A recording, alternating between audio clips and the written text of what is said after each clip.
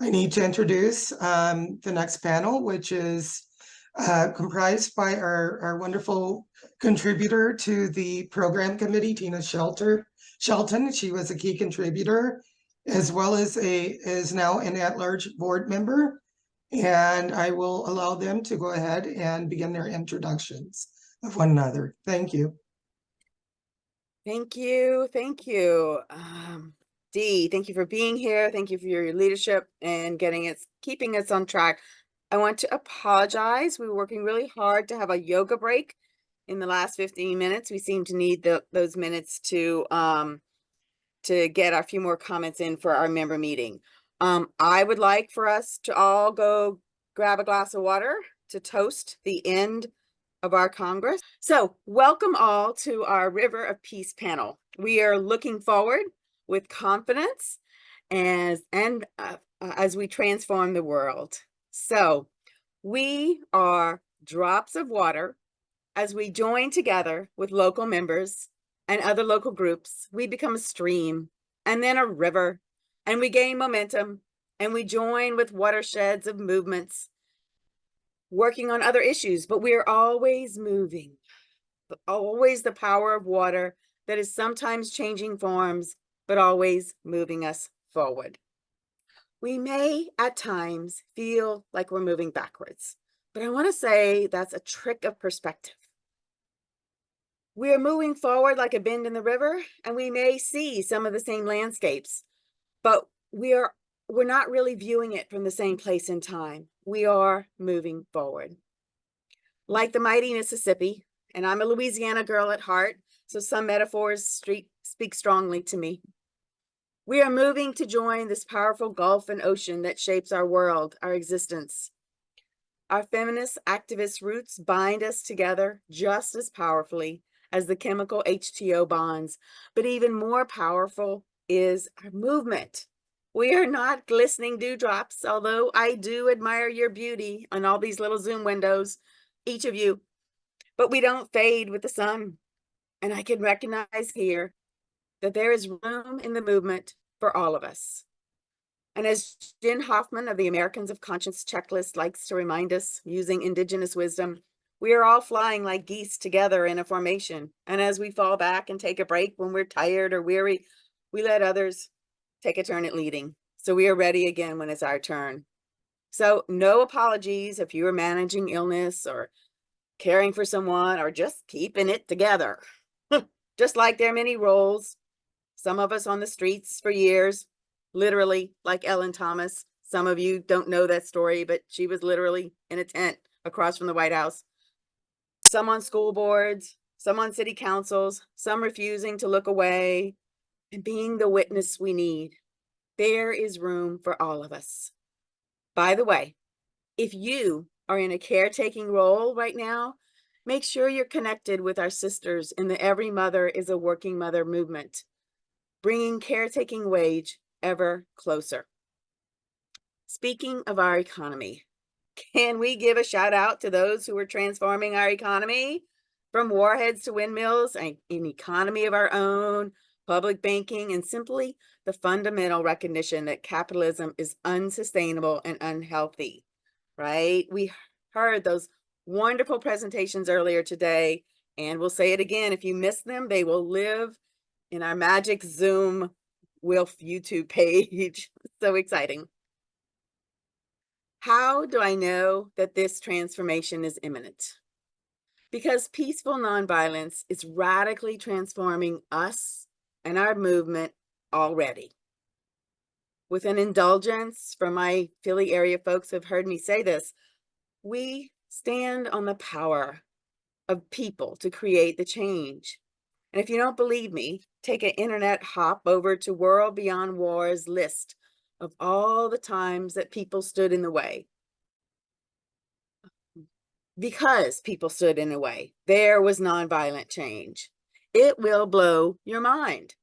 Not only because it's much longer than you expect, but also because we don't know about them. We are not taught them in school, and even when we know about them, they're not framed as successes. From the Pledge of Resistance that so many of you are well aware of. Some of you don't have gray hair, so you might not be aware of it. But those older ones, us, we've heard about it. That years-long, multi-pronged movement led by vets that kept us out of Nicaragua. Yeah, we heard about Iran-Contra, but we don't know that movement of people blocking bases and literally signing their names on the line kept us from invading Nicaragua. Even South Africa. South Africa seems to be one of the only instances that we actually know about in popular culture when boycotts and divestment had an impact. It took a lot and a lot of bloody years, but it had an impact. So much so that long before the October 7th events, the people of South Africa formed alliances with the people of Palestine and are now paying it forward in such a momentous way by using what? The International Court of Justice to right the wrongs that we are all witnessing right now. I could go on, but I want you to check out that list. So I'm just going to say one more example. One that is not on the World Beyond War list, but one that Phyllis Venice documents. And this is that day in February 2003, when not only a whole bunch of peace activist hippies, not only the progressives in the West, but literally the world, the whole world stood and marched and said, not in our name. It was truly the first global day of protest. And again, it's not framed as success. Why? Because, well, we didn't stop the war. But we didn't stop the war, and it's true. The war makers still made war, but not in the way that they wanted. Not with the backing of the UN, and really not with the backing of the people behind them. And of course, now we can all say, well, we were right. Not only that, but that day birthed many activists who are literally changing the world right now. Like Ray Aitchison tells us about the coalition that is changing our world with the TPNW. I know we've talked earlier in this Congress about the Treaty on the Prohibition of Nuclear Weapons. People are coming together that do not agree with each other on other topics, but this is such an important issue that they're putting aside those things that they disagree with. This coalition is coming together for nothing less than to transform our world by eliminating nuclear weapons. And if you want a lesson in the art of diplomacy, read in her Reaching Critical Will archives how she describes those who may not agree with her on gender issues. I'm telling you, it's a lesson I am trying to learn from. And I will call here on the spirit of Libby Frank and all of our ancestors who use their convictions to help them in this regeneration of our world. It's not voodoo or rose-colored glasses that allows us to say this. We know the Pandora's box is open, and we live in the world and with the news, however we choose to curate it. And we know and we see the pain.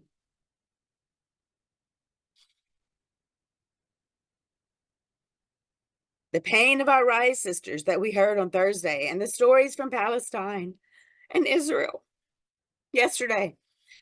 But we stand on the truth of transformation. We do and we will because we must.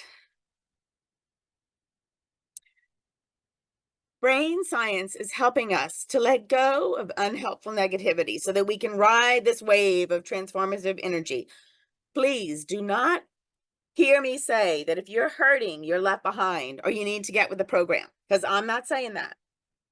I am saying that your pain, that our pain is part of the transformation. Like the stories in our bones that we heard this morning, the stories that we inherit from every corner of this beautiful Turtle Island and blue marble. It is in our bones, right? Action that is purposeful and meaningful can be a balm for things like eco-anxiety, overwhelm, and the tears that flow when the horrors of war are told, because action is not dependent on outcome. The work itself fosters connectedness, and puts relationship with others in the center. Whether that is learning about our own civil rights history, like the Teaching Artists Institute, curating the news for the rest of us, like Jeannie does, or teaching us to center ourselves and find our joy so we can stay in the game. This river, it is moving, and I am grateful and excited to host our guests who are patiently waiting to tell you more about this river of change. And I'm going to start with Chara. Chara Armon is a historian, a thought leader, and an environmentalist who's great at finding stories of regeneration. She's also my friend, and I'm glad she's here with us today. Thanks, Chara. Thank you, Tina. I'm so happy to be here with you and with you, Rhetta, also my friend, and really nice to meet you, Hannah, virtually. I would love to share some slides if I can be given permission to share my screen. What I wanted to talk with you all about this evening is really continuing on from Tina's wonderful remarks, courage and vitality for activists. And in order to talk about that with you, I'm going to share a couple of stories that I think are really important to us now as we continually think in new ways about how activists can move forward in courage and vitality, especially when we're facing a lot of challenges in our world. So the two stories that I'd like to introduce you to are, one, the power of your green brain, which is based on neuroscience that is showing us that worry and stress responses and grief and all emotions, of course, are normal. Yet we do have more capacity than we've realized to choose our higher brain functions of problem solving and creativity if we want to create just and regenerative change. So I'll talk more about that in a moment. The second story I'd like to introduce to you is the growing body of evidence that collaboration is actually strengthening in human society and dominance is declining. We have scientific findings and the history of recent centuries that show that we seem to be experiencing increasing awareness that collaboration not only works better, but actually might be more natural than dominance. So, to tell you just very briefly a little overview of this conversation going on about red brain and green brain. This is based on the work of Rick Hansen and other neuroscientists who talk about our more primitive brain functions, which Hansen labels red brain. These are the parts of our brain that so easily go into fear, anxiety, pessimism, despair, blame, defensiveness. Those, of course, can be normal responses to life, but one of the difficulties if you're trying to be a creative presence is that they tend to put us in a neurological freeze response of inactivity. So it's very helpful for us to be increasingly aware that our green brain functions, which often occur particularly in the frontal lobe and in our more evolved brain areas, these are the places in our brains that allow us to be creative, to collaborate with others, to be innovative, to be optimistic, to share, and to listen. So you're in your green brain when you are aware of the world's problems. This is by no means about denial or spiritual bypassing, but your focus is more on the most empowered response that you might be able to make and what kind of solutions you might be able to contribute to. If we think about human history in terms of red brain and green brain, we realize that practically anything that we've achieved that all of you here at this conference might be really proud of have really come out of the human green brain abilities, whether that's achievement of votes for women and rights for people of all races, or the animal rights and rights of nature movements. All of these, of course, are still ongoing, or environmental protection and restoration movements and new innovative solutions like the Ocean Cleanup Project.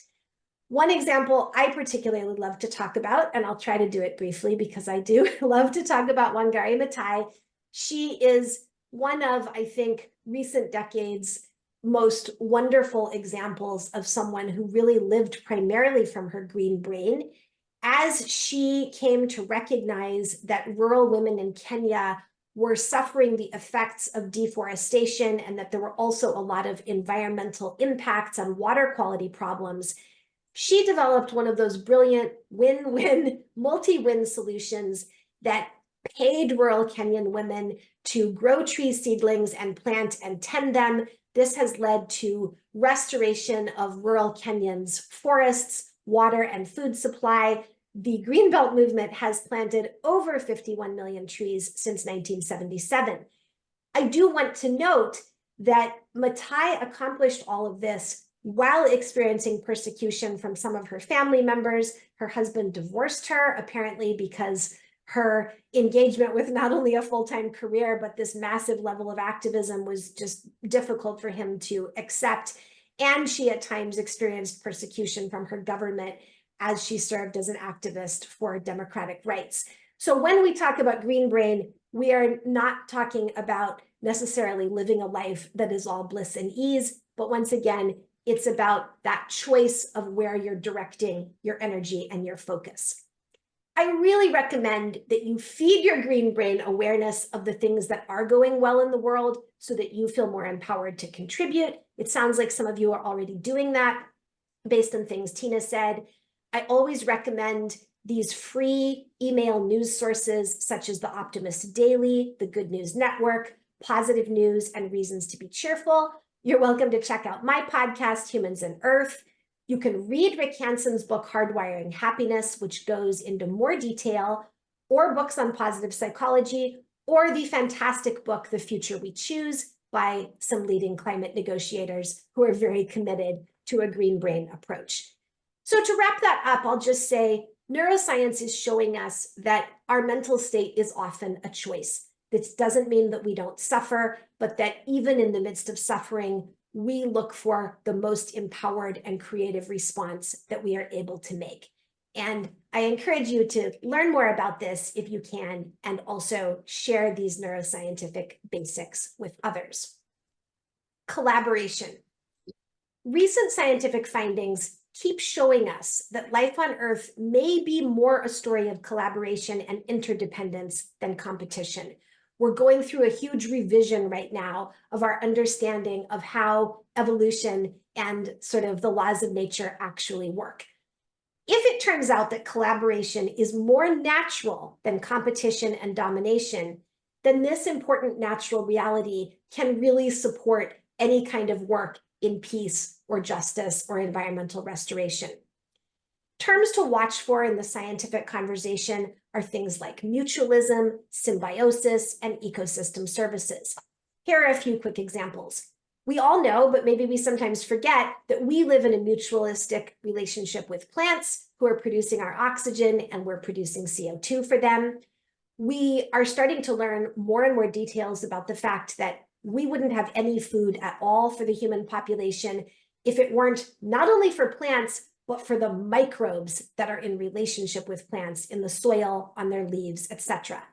Similarly, we already know, and maybe need to remember more, that insects, plants, birds, and mammals are in all kinds of complex collaborative relationships of sharing and spreading pollen and seeds and nutrients. I could go on with endless examples, but I think one more that is ever present to us and good to remember is that we would not even be alive because we would not be able to obtain nutrients from food if it were not for all of the non-human microbes in our digestive systems. To just briefly touch, before I come toward a close, on some of the ways that this has been playing out in recent centuries of human history. I know that if you look at the news on a weekly, monthly, yearly, or even decade scale, things can look very discouraging. But I encourage you to keep in mind that since about 1700, we have been in an ongoing and arguably ever blossoming transition from systems like monarchy and dictatorship toward democracy. We've also been witnessing, crafting together, an ongoing expansion of rights for all human beings, no matter their gender, race, age, ability, sexual orientation, etc. We've also been experiencing 2 or 3 centuries now of endeavors to give rights and equal protections and respect to animals and ecosystems, rivers and plants. That's really ramping up right now in the global rights of nature movement. And believe it or not, historians of warfare tell us that we are actually experiencing decreases in warfare in the human population here on planet Earth, even though it doesn't always look that way on the small scale of time. I'll add that all the human wisdom traditions, literally everywhere on this planet, have some version of the golden rule. Treat other people the way that you wish to be treated. So we have a multi-thousand-year preference for collaborative good treatment of one another. I suggest that we have been doing a better job in recent centuries of actually crafting together better treatment of one another. This does show up in important international documents like the Earth Charter and Sustainable Development Goals. So, my final offering to you tonight is this slide in which I invite you to ask yourself, which reality are you focusing on? Is it this potentially collapsing world of domination that we most easily see through our red brains? The world of patriarchy, discrimination, inequality, violence, winners and losers, us versus them, the assumption that some lives are disposable? Or can you keep your gaze fixed more fully on the world of collaboration and regeneration that is also being built and flourishing right now? That is the world all of you are helping to build with your emphasis on equality, peace movements, an assumption that all life is sacred, improvements to democracy, environmental sustainability and restoration, economic models aiming at harmlessness, and so much more. So if you would like to see this reality keep growing, then I urge you to keep your focus on it with your green brain and help others to see in that way as well. Thank you so much. Beautiful, Chara. Beautiful, beautiful. I met Hannah Lee through Korea Peace Action Network as we worked together to bringing the film Crossings to Philadelphia. I'm not sure she's going to have time because I know I crunched her time, but she's an organizer and I'm happy to know her, and I'm very pleased that she's able to join us today. I think you can unmute, Hannah. Yeah, hello. I'll also share my screen really quick. Okay. My name's Hannah. I'm a rising senior and first-year grad student at the University of Pennsylvania. I joined the Korea Peace Now Grassroots Network back in 2020 with their first virtual advocacy week, and later was an inaugural Women Across DMZ Feminist Korea Peace Fellow in 2021 and a member of their 30 under 30 cohort during the 2023 Korean War Armistice Mobilization. Right now, I'm a co-coordinator for Korea Peace Now Philadelphia chapter and active in campus divestment work. I'll be talking today on the foundations of Women Across DMZ and Korea Peace Now, the state of campus organizing at UPenn, and reflections I've had personally in bringing these various involvements together and the power of solidarity. I'll start with Women Across DMZ and Korea Peace Now.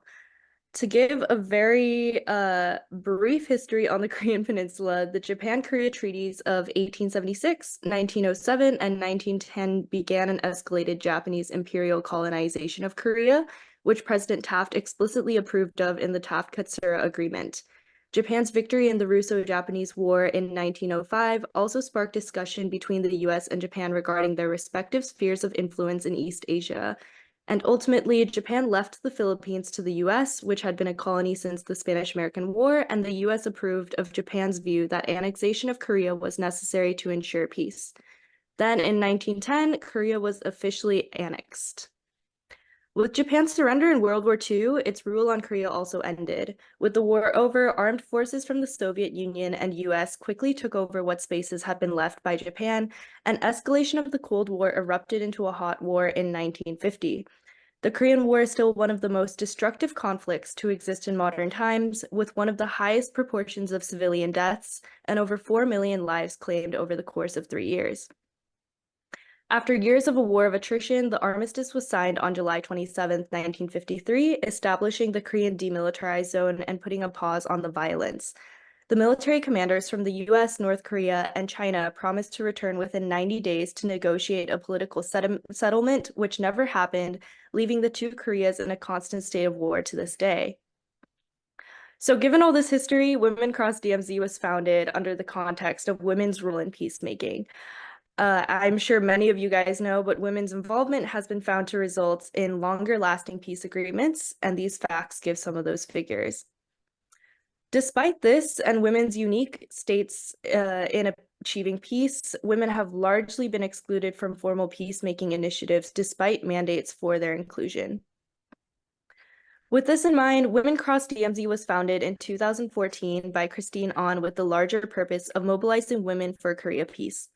During a sleepless night in 2009, she stumbled upon articles about the flooding of the Imjin River. The North had opened its floodgates to prevent farmland from flooding, which would have killed many in a famine due to the sanctions and food shortages they experienced. But due to lack of communication between the North and South, this had resulted in dozens in the South dying from the floods. Falling back asleep, she dreamed of families reuniting within a glow of light. Going up the river to find the source of the light, she found a circle of women. She states she woke up in that moment and said to her husband that women will end the war.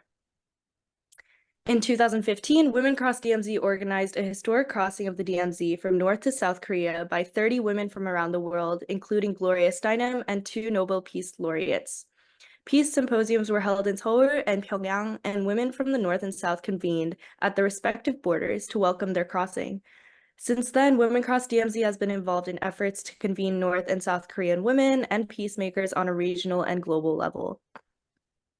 I'll go on to discuss the advocacy and grassroots activism that has been built for the Korea peace movement following Women Across DMZ. Obviously, there's a lot that has been done in the 80s and 90s as well, but this is more in the recent times. In March of 2019, the Korea Peace Now Grassroots Network, created in collaboration with the feminist peace organizations WILPF, Nobel Women's Initiative, and the Korean Women's Movement for Peace in South Korea, launched on Capitol Hill. The grassroots network has had tremendously rapid growth and currently has a presence in 38 US states. Looking at this map, just like noticing if people can see a branch near them. Action by these 2 interconnected groups, in collaboration with Koreans in the US and non-Koreans, as well as other organizations such as AFSC, has sparked increased attention on peace and humanitarian aid hindering policies such as the North Korea travel ban and detrimental extent of sanctions.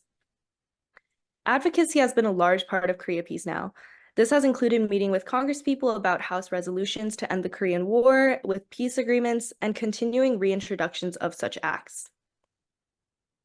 Additionally, the network has hosted screenings of the documentary film Crossings all over the world, which WILPF members have been a part of. The film centers around the previously mentioned historic DMZ crossing and follows the original 30 women's journey. Next, I'll briefly discuss my experience being in the campus divestment space specifically. The university is a radicalizing and mobilizing space for many students. Divestment becomes a focus because we experience how exploitative our universities are, often feeling like piggy banks for them. But we understand our right to its spaces and functions as a source of its economic sustainability. We want our tuition to go towards the flourishing of education and the well-being of not only us, but the community our schools often impede on. Campus organizing then allows for a focus on a variety of issues, including fossil fuels and climate change, university-funded private police forces, investment in the prison industrial complex, student unionization, gentrification, and global occupations. In Philadelphia, organizing while centering the neighborhoods that are most directly harmed by the university, which are predominantly Black and Brown, has meant challenging the university to recognize its racist foundations and ongoing active destruction, and also bringing organizers from the community into the university space to ensure our organizing reflects the anti-racism work that is central to all of these issues. On the top left is an image from Penn's student apartheid divestment movement. The center shows our recent graduate RA unionization, and the top right is an image from a couple years ago when Fossil Free Penn staged an alumni weekend football game action and stormed the field. I want to highlight here that the demands were in solidarity with the UC Townhomes movement, which focused on ongoing gentrification in West Philly. The bottom 2 images show our student encampment and an earlier faculty-led die-in for Palestine. Organizing on a campus has its fair share of challenges. Externally, there's always active repression from administration that leads to student arrests, disciplinary charges, and diploma withholdings, which leave permanent marks as we enter the workforce. The central image shows police observing during graduation to prevent certain seniors from entering and receiving their diplomas. Donor and alumni pressure spur on this administration. The image on the left shows alumni pushback from the previously mentioned football field action. Finally, in the age of doxing, student safety becomes a huge issue. I have friends who have had personal addresses and information leaked publicly, leading to incredibly unsafe situations as the school does nothing to protect its students. Internally, we have to balance our safety and how much we value our postgrad and professional aspirations as we organize on campus. Centering the community we are part of yet actively harm by giving the university its funds and power can also be a challenge, as many of us are only in the area for 4 years. There's also the issue of burnout and balancing all else that comes with being a student, and then there's the question of how to keep organizing alive outside of the university space as we move on. Finally, I want to speak on the interconnectedness of these movements and my journey on searching for a definition of peace. My most recent endeavors have been showing solidarity with the Palestine movement as someone who is active in the Korea space. The quote under the image at the top was "Koreans know occupation." Contextualizing the global nature of history shows us how Palestine and Korea both tell stories of anti-colonialism, the struggle for self-determination, and fight for people's democracy. Around the same time as 1948's Nakba, the seeds for the Korean War were sown, and in 1950, the Korean War burst into reality. Just as the British signed the Balfour Declaration in 1917 to establish a national home for the Jewish people in Palestine, 2 American colonels took 30 minutes to look at a map of the Korean peninsula and drew the 38th parallel division, a decision that has still divided our nation. Both Palestine and Korea face a divided reality with no free travel across the border for Palestinians and Koreans and no right to return. The blocking of aid to Gaza by America is reminiscent of economic sanctions and travel bans placed by the US upon North Korea. Both nations and people have also faced dehumanizing propaganda. Furthermore, both are places that are US issues. Israel and South Korea have served as places for US military presence in the Middle East and Asia, continuing Cold War-era aggression targeting the Middle East and China. Despite most Americans wanting an end to the Palestinian genocide, the US government supports Israel and supplies its arms. The US empire, all in all, is not a democracy. With this understanding, KP and Philly has mobilized to speak on Penn's campus about this shared anti-colonial and anti-imperial struggle and showed up in solidarity at Palestine rallies, like the bottom image from the Nakba rally, where we joined hands with Anakbayan Philly, an anti-imperialism Philippines organization. In redefining peace within these contexts and my personal reflection, I've thought deeply about some texts, including these. Frantz Fanon stated in Wretched of the Earth that they realize at last that change does not mean reform, that change does not mean improvement. Angela Davis stated in Women, Culture, and Politics that radical simply means grasping things at the root, and if they come in the morning, that the idea of freedom is inspiring, but what does it mean? If you are free in a political sense but have no food, what is that? The freedom to starve? I think for me, peace is now a state of radical liberation for all, not simply a state of non-conflict. Disruption of the oppressive status quo is then a necessity.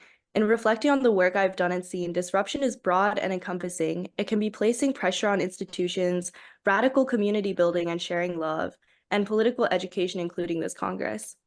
In conclusion, taking such actions to create a broad and global movement for peace inspires the work I do and the work many that I know do, and I'm excited to continue taking part in this movement.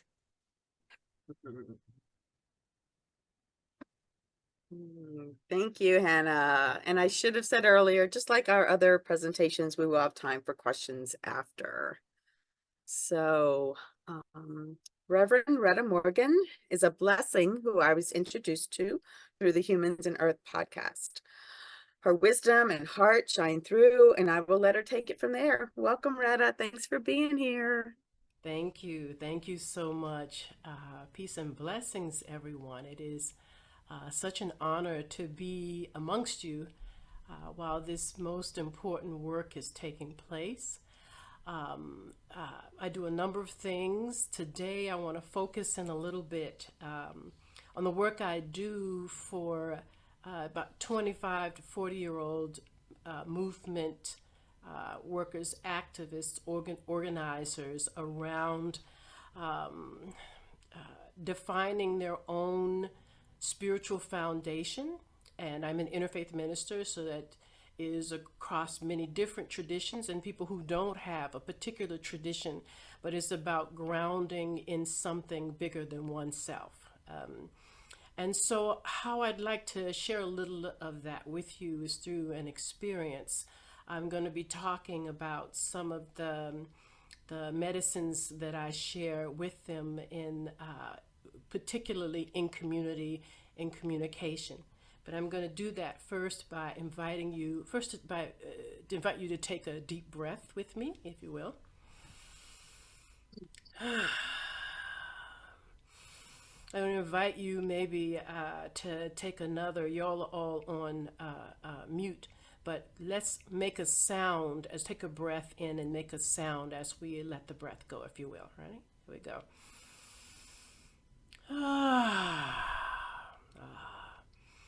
Yeah, so I want to invite you to just sort of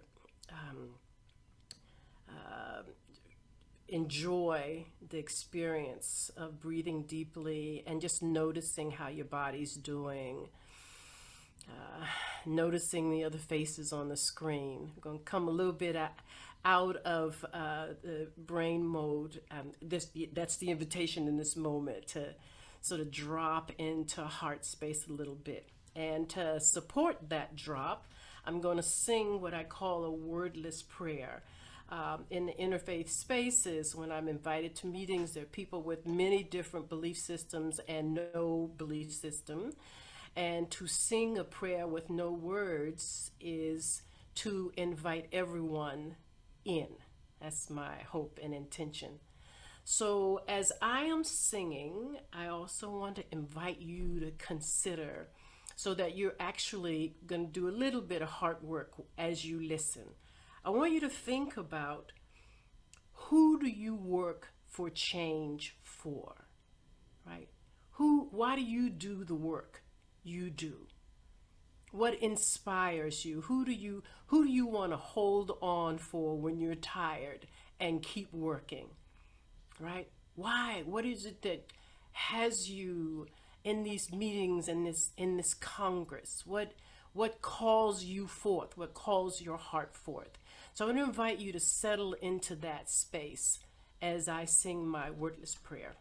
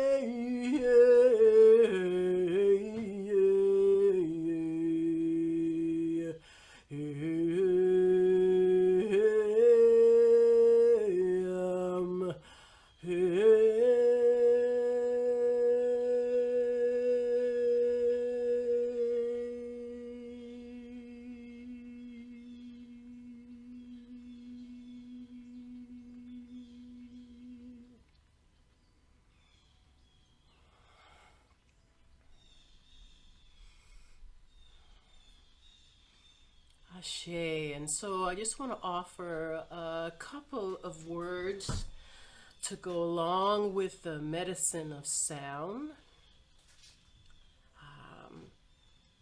That's in terms of a vision I hold for what I believe is the invitation for these times, the intensity, the sense of opposition, the sense of things falling apart, the dismantling, the levels, many levels of grief that we are holding, a political arena. Like I could go on and on and on. Care for our big, gloriously beautiful Mama Earth. I just could go on and on and on. I think that an invitation for these times is for us to stretch ourselves at the spirit level, at the why I do this level, right? And so I'm just going to share a few ideas, my own vision for how we can stretch in the direction that I believe our times are inviting us into. And so I envision in community, in the ways that we organize, in the ways that we strategize, in the ways that we envision the world that we want to see. I envision us having a lot more spaces for deep breath. Like even when we're deeply engaged in the work of the mind, which is so precious and so important, that we take breaths and breathe deeply, especially in the places where we get those sparks of fire going, right? Both the passionate, beautiful ones and the discordant, challenging ones, like that we take more deep breaths in the context of the work that we do, that we share the stories of what we have in common. There's so much we disagree about, but there's so much that we share, figure out ways in our meetings, in our organizing, in our movements to share those stories and that heart space of the why we do what we do, that we sing together. Yes, I said it, in the middle of very serious strategic work, that we stop and sing more. The ancients knew it. I think we know it on some level. I want us to sing more in these meetings, right? So we get to bring ourselves into a resonance of the yet to be. That we grieve together more. Tina said maybe not to say that because maybe people don't really want to be grieving in the meetings. But I'm here to tell you that if we don't learn to move through and with the sorrow we hold, it will continue to fatigue us and exhaust us in ways that we are not available to the brilliance our minds have, the capacities that we're right on the brink of. We got to grieve. We got to get together and cry and wail and let that heavy move through us so we can see our way to the extraordinary things on the other side, right? The joy, the envisioning a world, the yet to be world, even as the world crumbled, that we get to hold a vision of what's possible. If we don't cry together, I don't think we're going to be able to see it. That's my personal belief. So just a few things, a few small, very old and ancient kinds of medicines that I really want to just ride around the world with a great big old flag with those things I just talked about on them, and just remind us all that in these times as they are, that are calling us forth, can we stretch ourselves by doing some of these very simple things in context that maybe we haven't thought of them before. Lastly, I just want to say, all of this in service to joy.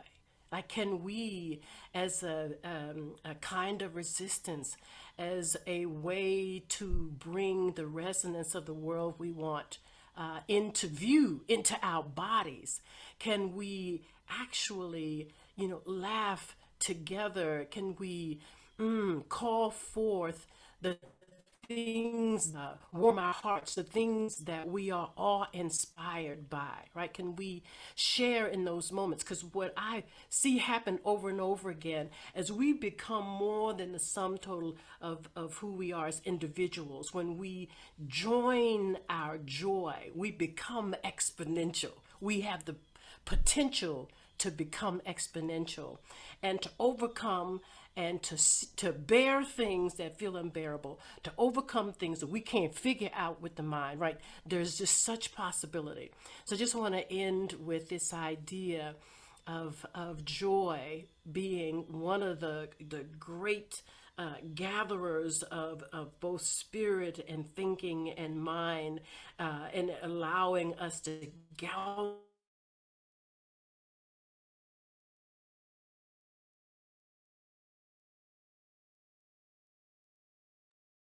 powered by the why that we're working, right?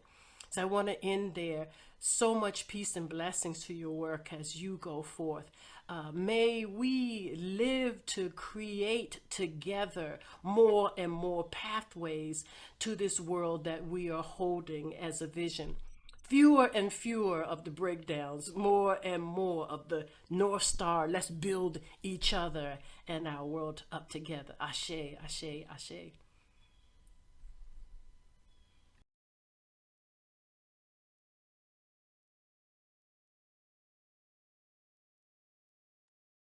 Ashe.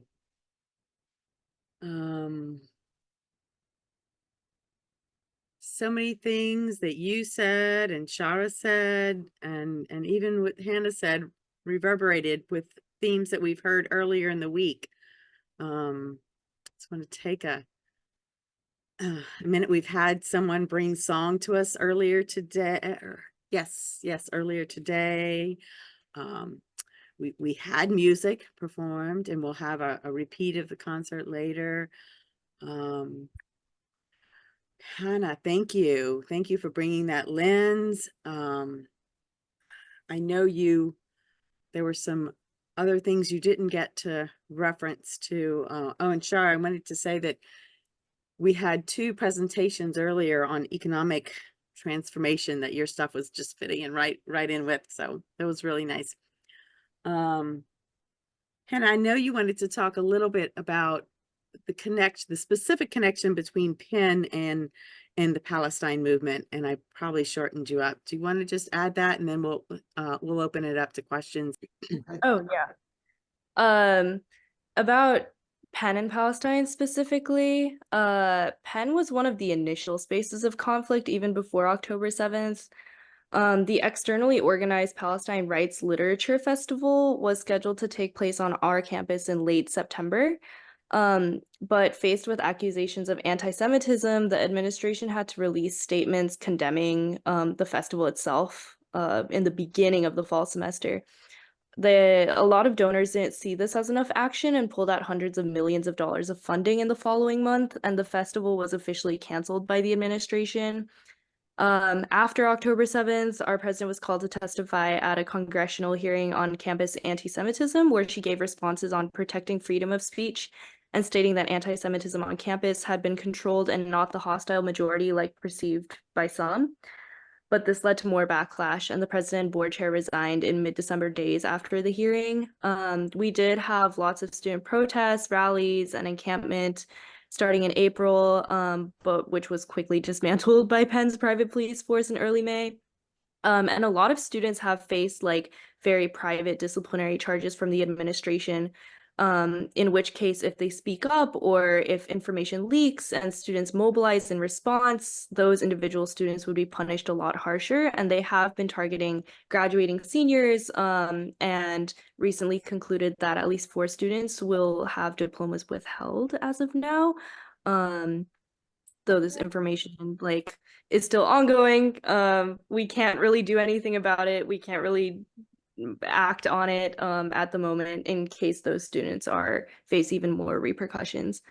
Some of our Israeli students are trained Israeli occupation force soldiers. Our police are trained by the IOF. Ghost Robotics is an AI and robotics company in Philly, which makes robot dogs used in armed warfare in both Palestine and the US-Mexico border. It's housed within a Penn-owned building for research and engineering, and interestingly was acquired by a South Korean arms manufacturer. So everything's really connected, but Very Penn, connected. yeah, Penn has So been let, our hotspot since let me ask you about the support within Korean activists for Palestine. And tell me about that. Yeah, I mean, I think, given the shared history and given those parallels, we, have to stand in solidarity with Palestine. But we're also preparing for similar events to occur in East Asia. There's been a lot of significant escalations from all sides in regards to China-Taiwan relations and North-South Korea relations. And we know that a war in one area would spark conflict in another. And the US military presence in East Asia is also significant and growing in preparation of these conflicts under the guise of moral upstanding and containment. I think the Palestine movement and its globalization has forced us to consider challenges unique to East Asia, especially like public perception regarding China and North Korea conflating the government with the people. Like part of the success with the Palestine movement, which is terrible that this has been a success, is that the public's been able to really separate the people from the state. They might see Hamas as terrorists, but they don't associate them with the Palestinian people. Ironic, given a majority of them support a Hamas government. They see the Palestinian people as oppressed by the regime that is Israel as a result of the on-the-ground reporting and images and videos of the harm and killings that have been incurred. So I don't say this to negate what a tragic reality this is or to frame this Sure. perception as an objective success. But I do wonder if the American people could do the same with China or North Korea and ultimately support the people's wish in separating government from the people. I think probably not, because instead of Israel being the oppressive regime, they would have to recognize that the US is kind of the major player in this oppression. Well, we're working for that, Hannah. We're working on it. Yeah, anyways, that was long-winded, but those have been some No, thoughts. thank you. So we have one question from Kim Poole, and we have about 17 minutes left for other questions. So first and foremost, I just want to thank your River of Peace. I felt it. It was holistic, and I appreciate the Sawubuna. Definitely felt seen. My questions are for Hannah, and it's twofold. First, I'm very interested in the Korean African-American relationships between, I guess, your organization on campus and the surrounding neighborhood. You mentioned that there are a lot of anti-racism approaches or efforts that are led by your organization in the area. And one of the ways that you do that is by ensuring that the African-centered organizations in the area of the school have voices on campus in meaningful ways. And so could you tell us a little more about some of the organizations that your campus-based organization is working with? And I guess you mentioned that some of the students have problems graduating. What year are you in, and what are your plans for after graduation, especially as it relates to your activism? Yeah, for sure. Thank you for these questions. I will say that when it comes to Korea Peace Now Philadelphia specifically, two of our graduate student members help run the Freedom School in Philadelphia, which is or no, not Freedom School, Saturday Free School, which meets weekly every Saturday, and they also do lectures on campus or reading groups on campus weekly. And that is an organization that solely focuses on Black liberation movement or Black abolition leaders. They did a year of James Baldwin readings. They do a lot of speaking on that and a lot of leading those kinds of educational work. Additionally, I think on campus, especially when it comes to the gentrification oriented student organizing, and I say this like these are multiple organizations, but Penn is small enough that it's really like the same group of kids doing everything and hopping around. But especially on that side of organizing, we have 1000% relied on and really made sure that the leadership of that area of organizing is done by people who have lived here. Like a lot of us are students who haven't lived in Philadelphia, but it's not like we come and then we realize there's gentrification. We're fighting it. Like these people have been organizing against gentrification and against Penn's gentrification. We call it petrification. They've been fighting against petrification for their entire lives. So especially in those spaces, we make sure that we aren't speaking over or acting over anything that's already been established. Instead, we kind of jump in and we're like, tell us what to do, we'll follow your guidance. And similarly, so when things like Fossil Free Penn or when other rallies occur, the list of demands is not just divesting from fossil fuels. The list of demands is not just divesting from private police forces, or we had one of our board trustees is part of Vanguard or has large stakes in Vanguard. It isn't just about divesting from those. We always make sure to include like those anti-petrification demands and things like that. I think those kinds of examples show the solidarity that we do. And then just educationally as well, I think we offer and try to provide and try to connect with a lot of anti-racist education and perspectives. I'm a rising senior. I took a gap year, so a lot of my friends were graduating this year. And I am going to be in Philly for longer because I am a graduate student as well. I think for me, this kind of activism is almost like a habit of the body now. I think like I've fallen into Korea just because I grew up learning the history, I grew up seeing the news and things like that, and it just piqued my interest. But I think being in college and being able to be in these very collaborative spaces that focus on a variety of issues, I see myself doing some kind of activism work in the future as well. Currently, professionally, I'm thinking about staying in the institutional space, doing research, getting a doctorate in education policy, actually. But I think perspective-wise, I will keep my organizing perspectives kind of as a guiding light as I navigate that post-grad life as well. Thank you, Hannah. Now the spotlight is back. So we have 3 questions and we have 11 minutes. Go ahead, Lois, you're unmuted.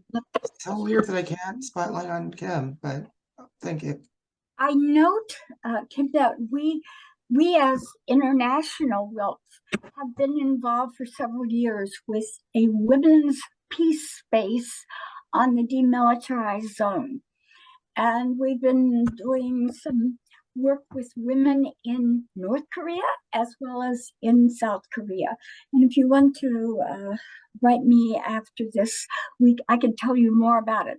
But it is a peace space for women on the DMZ, and it included a march, a march across the DMZ, and there's a lot of work being done to try to increase dialogue and do all we can to make women leaders in the peace process. Thanks, Lois. All right, Cricket, you're up. I want to speak directly to Reverend Morgan. The question you asked us to consider was, I don't know quite the word. I want to say it just hit me, not as a profound question, but what came to mind as I thought about it. I think I have a kind of insight into myself that will help me in the future, because I'm now 83 and I've lost some of the energy that, excuse me, that kept me going for so long.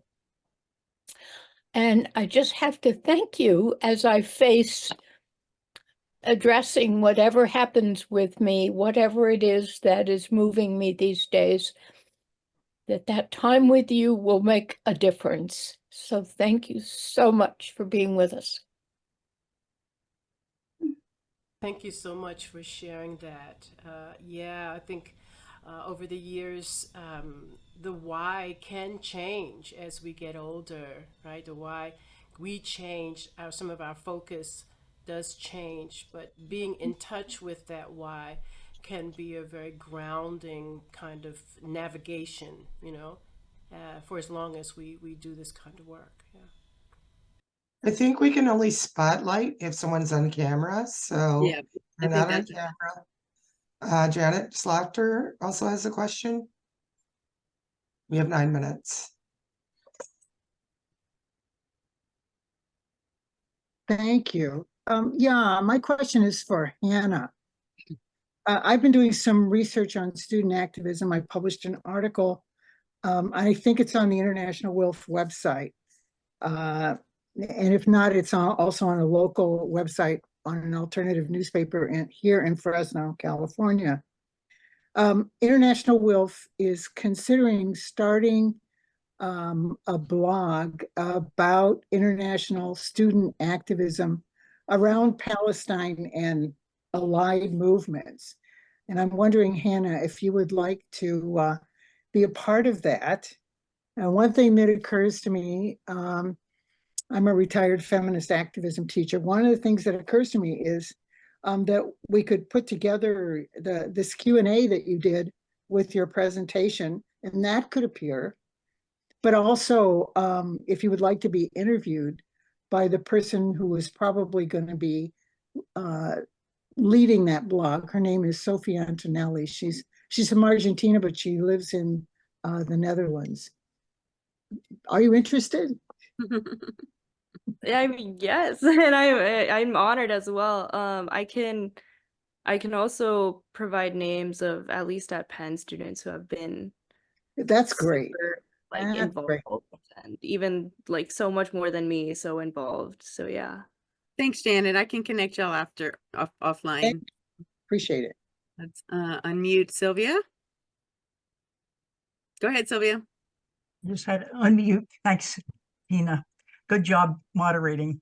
I want to thank Reverend Rhetta Morgan for your music.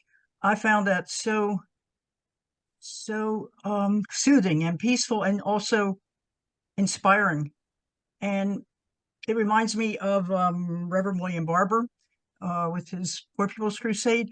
Always includes music, such an important part of the movement.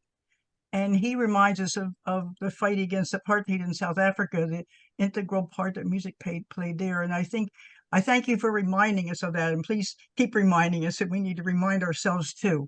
But it was beautiful, it was wonderful, and it was inspiring. I thank you so much. Thank you. Yeah, I do want to kind of be the poster child for that.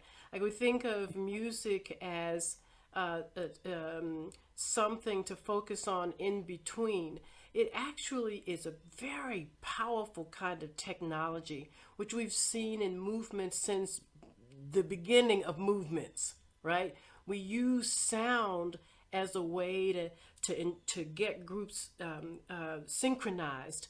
We actually get to feel in our bodies the power of what it is we want to shift in such a way that in some ways, we can stand in the face of things that are just unbearable, and sound can actually help us. Music synchronize when we come together and we feel like we're part of something bigger than our individual selves. It is a powerful technology. It's not just something which is very powerful as well to help us, to soothe us in between of the serious business.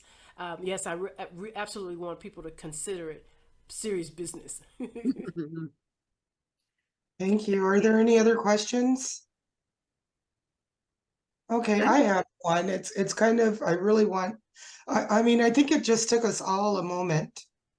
I'm not gonna come on camera because my background's not, it's really funky and I'd be blending into flowers, but I think it really took us all a moment to gather ourselves after your presentation, Reverend Morgan.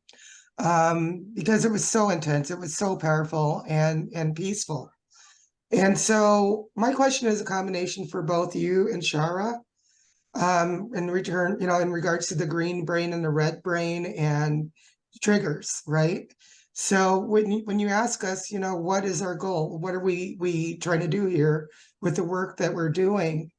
I want to know how you deal with like a lifetime, as a woman of color, of people just interfering with your work, stepping all over you, pushing their will over you, and it just reopens every time it happens. It's like a wound that can never heal, because as soon as you center yourself, here comes another one, trampling all over you, disrespecting you, interfering with your work and what your vision is.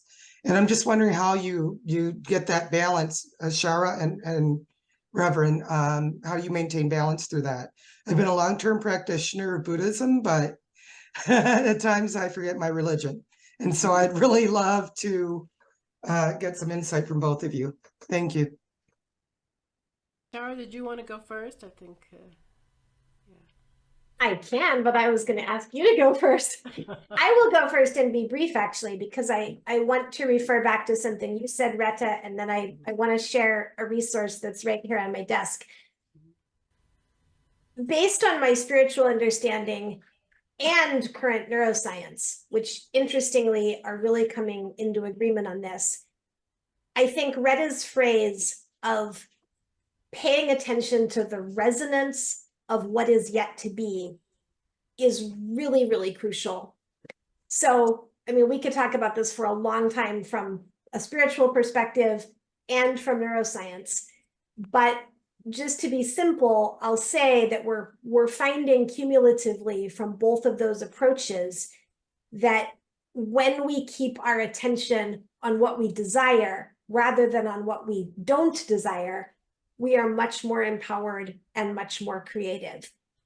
I recently had the beautiful opportunity, I don't know how visible this is, to interview Abiola Abrams, whose book just came out this past week, From Imagination to Reality.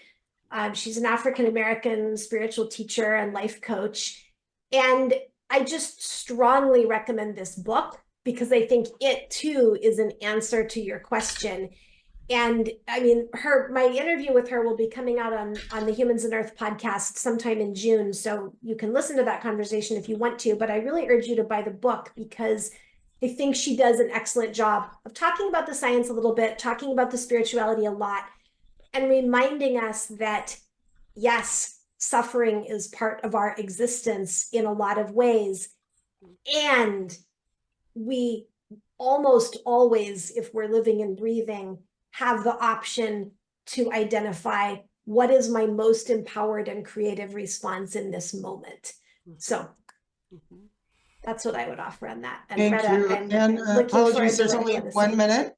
There's only 1 minute. So Reverend Morgan, would you like to respond? And Sure. Cricket, I see your hand again and you've spoken. If you could put your comments in chat or your questions, that would be great, because we have the Fresno Raging Grannies that are here to perform for us tonight to close this out.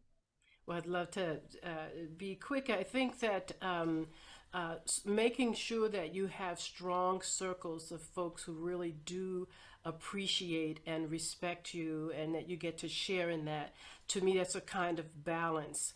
And yeah, and when triggers happen, I feel like you can't always prepare for them. We do all the work so that we can stand strong, but sometimes they kind of get through the armor or whatever. And I would just suggest breathing deeply, which the question I asked was not like necessarily what you're doing, but who you're doing it for, right? So your why has to be bigger than anything that anybody can say. So you can bounce back on where you're grounded and you can stand there. And if you need to get to strengthen it, draw on the people, the community around you. Thank you Beautiful, so Rhetta. very much for your wisdom. Thank you. Thank you. Thank you. So next, it's 8:30 p.m. Yes, Thank Dee, you and so very much, everyone. Dee, before we do the Fresno, we're closing with a reflection, remember? It's on, Okay, thank you. yeah. So yes, thank you to guests. We'll have a little bit of music to end us out, a little reflection, the music. Thank you so much from my heart. Really appreciate it. Thanks for sharing this space with us. Teresa, I'm sorry, Tina, Yes. I really would like to say something, please, before we go to the Raging Grannies. It's Okay, very important. Oh, okay, Cricket, go ahead. Make it We quick. have not, as far as I know, within these 5 days, although I haven't been here every hour, taken the time to applaud and thank Dee.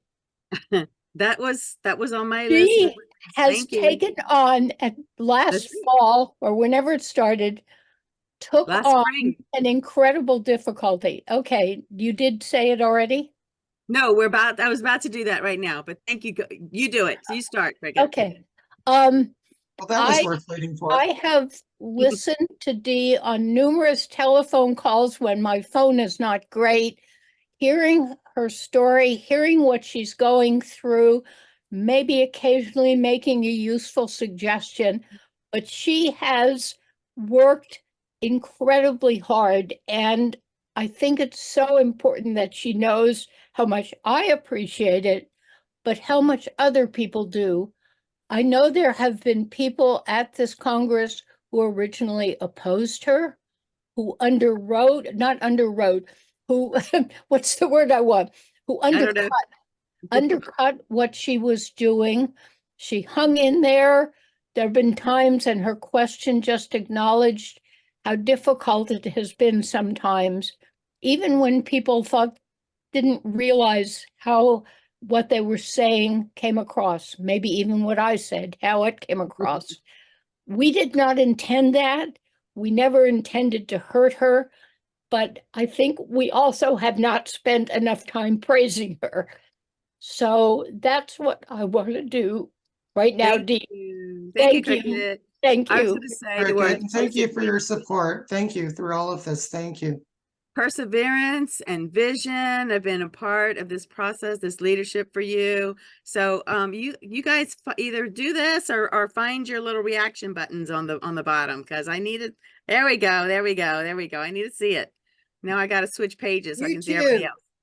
You too. Thank you, everyone. It's been great. Thank you You all. too. It's such a great panel and so many great people. Thank you. Thanks cannot be enough. Thank you. Go ahead, Laura. Sisters and brothers, as we close this magnificent Congress, let us focus on the new story, a future in which WILPF's dedicated work and compassionate intentions flow like water onto parched earth.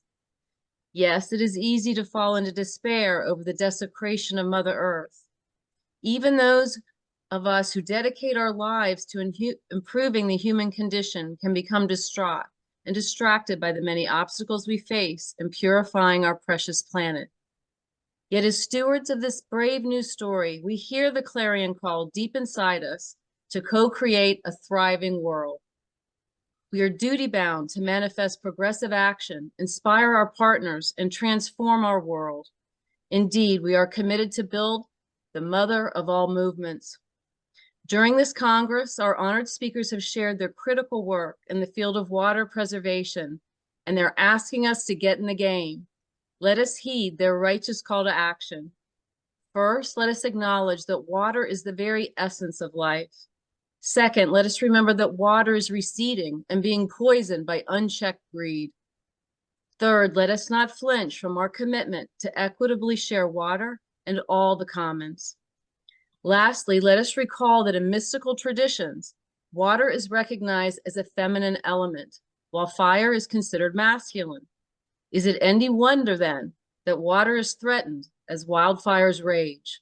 Are we surprised that the assault on water mirrors attacks on women?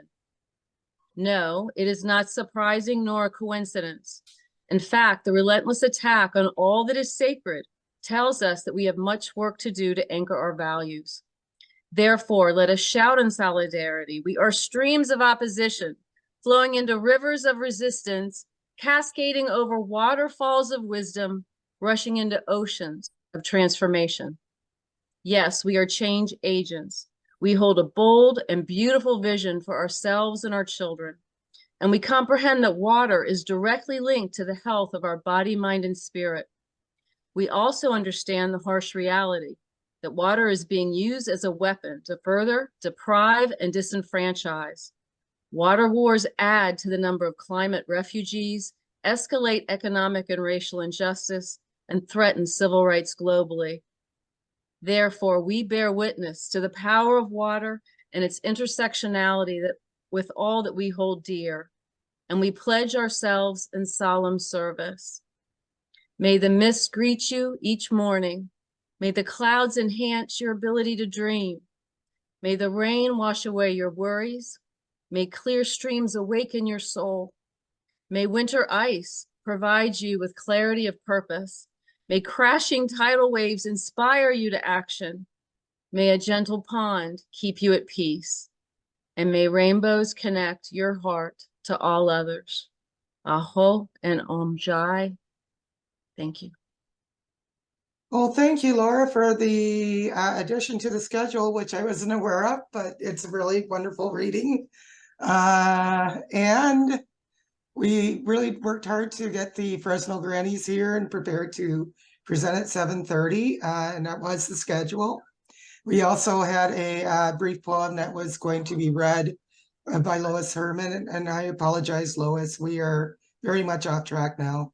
So at this point, I think it's a good idea to go ahead with our schedule and to put our Fresno Raging Grannies on the spotlight and allow them, unless they'd like to wait longer. It's up to them. 1 minute. The poem takes 1 minute, okay? Okay, thank you. This is a poem about sisterhood. Women of the world and girls of the planet, we are all sisters. Traumas and joys that happen to one happen to us all. Issues and rights, oppression and empowerment are part of women's challenge for equality, for dignity, for we are bonded in the female spirit. We reach out to learn and to understand each other, local to global, rural to urban, near to far, hugs and tears. Now is our time. Thank you. Thank you very much, Lois, for that beautiful poem.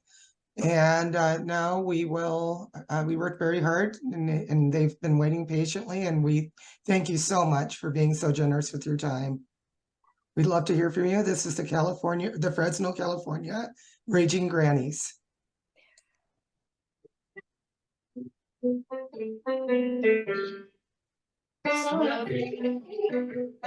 Say for peace and justice, and so do we, and so do we. Something it's best for all the world to trust us, and so do we, and so do we. Somewhere right now a WILPF's making changes. She's on the phone, she's at the door. She knows everything she does for freedom adds up to more, adds up to more. Make a difference, that's a WILPF's creed. We won't stop as long as there's a need. We work for health, we work for truth, we work for life, we never cease. Working all together, we build a world of peace. Something it's best to sit back and declare that all hope is gone, all hope is gone. But so the way to show we care is to carry on, to carry on. To march, to say to vote and to protest, we'll bring the dawn, we'll bring the dawn. No, we won't give up, we'll need to courage. It is our call, Pieces are strong. Make a difference, that's the way it's read. And as long as there's a need, we work for health, we work for truth, we work for life, we never cease. Working all together, we build a world of peace. That was the WILPF's Creed, and we are the Raging Grannies of Fresno, California. We have been singing songs of peace and justice since 2005.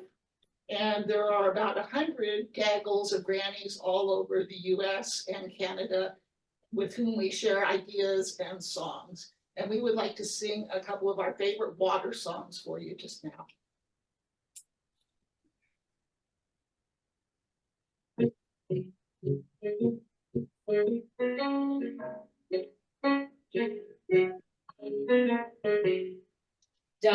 Dump your junk into every brook. Who cares? Why care? No one needs to look. Throw your trash into every stream. Who cares? Why care? Who needs water clean? Toss your litter into every river. Who cares? Why cares? The fish can shake and shiver. Fling your filth into every lake. Who cares? Why cares? Mindless, for goodness sake. Drop your slop into every ocean. Who cares? Why care? The public has no notion. Spill or waste into every sink. Who cares? Why cares? You, me. Clean our water when you have to say. I care, we care, we drink it every day. We sing that one for our beloved Granny Lynn Graham, who loved to sing that one with us.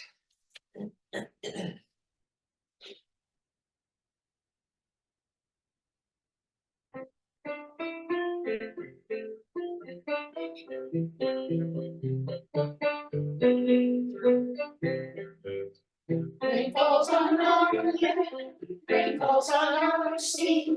From Cochabamba to California, the corporations grab our water. Raindrops belong to you and me. The farmers raise down precious water. Growing rice on our desert land. It's time for us to take a stand. Raindrops belong to you and me. Rain falls on our land, rain falls on our sea. From Cochabamba to California, the corporations grab our water. Raindrops belong to you and me. And now we'll prove that grannies can rap. In a manner of speaking.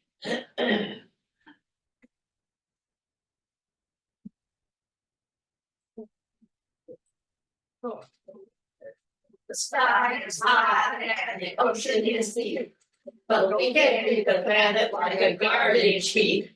Don't wreck it, protect it, keep part of it wild, and think about the future of your great-grandchild. Recycle, cycle, don't you drive by yourself. Don't buy those plastic products on the supermarket shelf. Boycott, petition, let the big business know that if we mess it up here, there's nowhere else we can go. Don't shrug your shoulders, say, what can I do? Only one person can do it, and that person is you.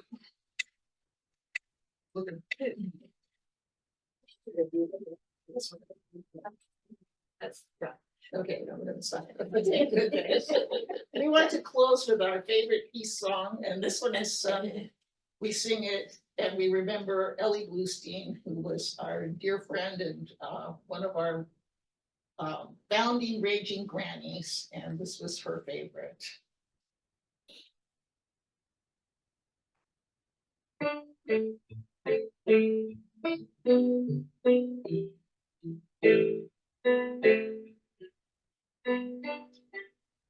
Last night I had the strangest dream I've ever dreamed before. I dreamed the world had all agreed to put an end to war. I dreamed I saw a waiting room filled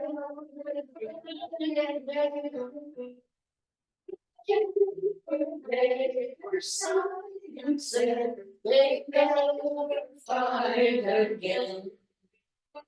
And when the paper was all signed, and million parties made, they all joined hands and bowed their heads, and grateful prayers were prayed. The streets below were dancing round and round. Now guns and swords and uniforms lay scattered on the ground. Let's join hands and take the pledge that we'll have peace together.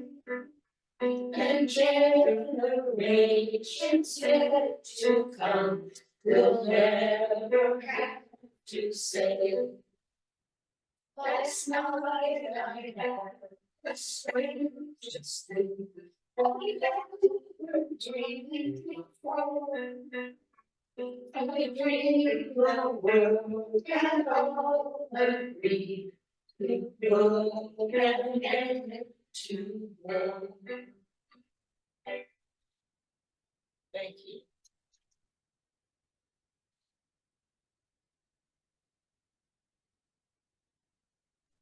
Thank you. Thank you so much. That was awesome. So good to see you. It was an honor to sing for you today. Thank you, thank you, thank you.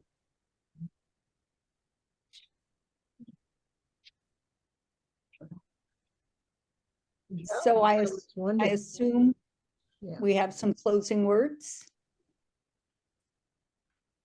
Nope, our closing words are the Fresno Grannies, and we get to go to the concert now.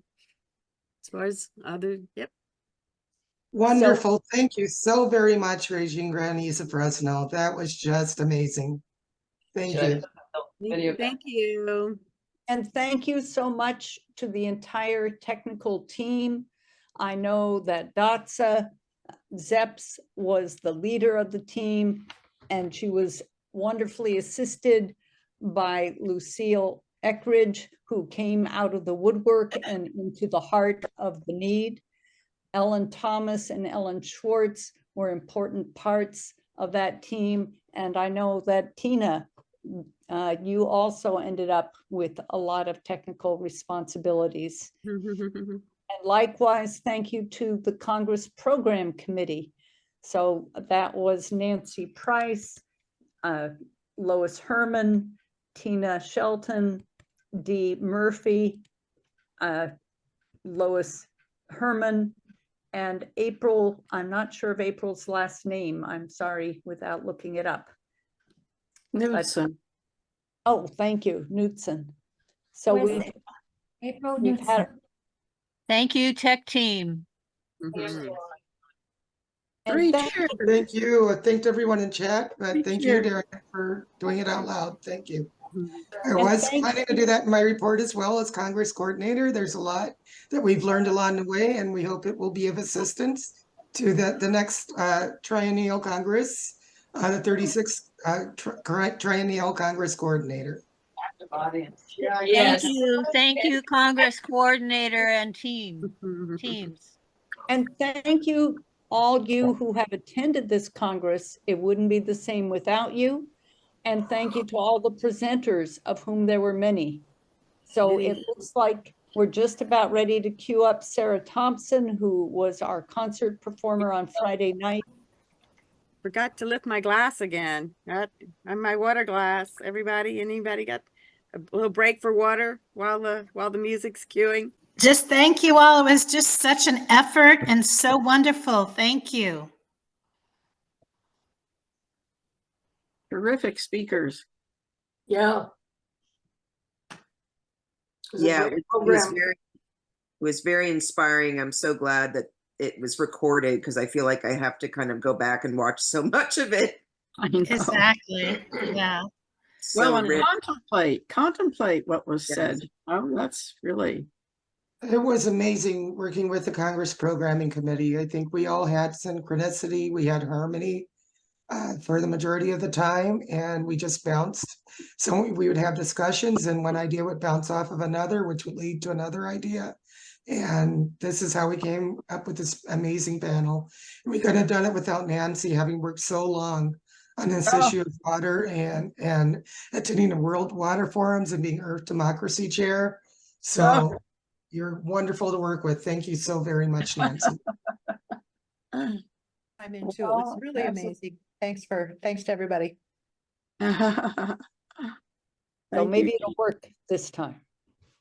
It really is an honor and a joy to share songs with you tonight. I know just listening in, there's so much you've taken in already. So I want to mostly bring to you tonight songs to re-engage our hearts, to help us.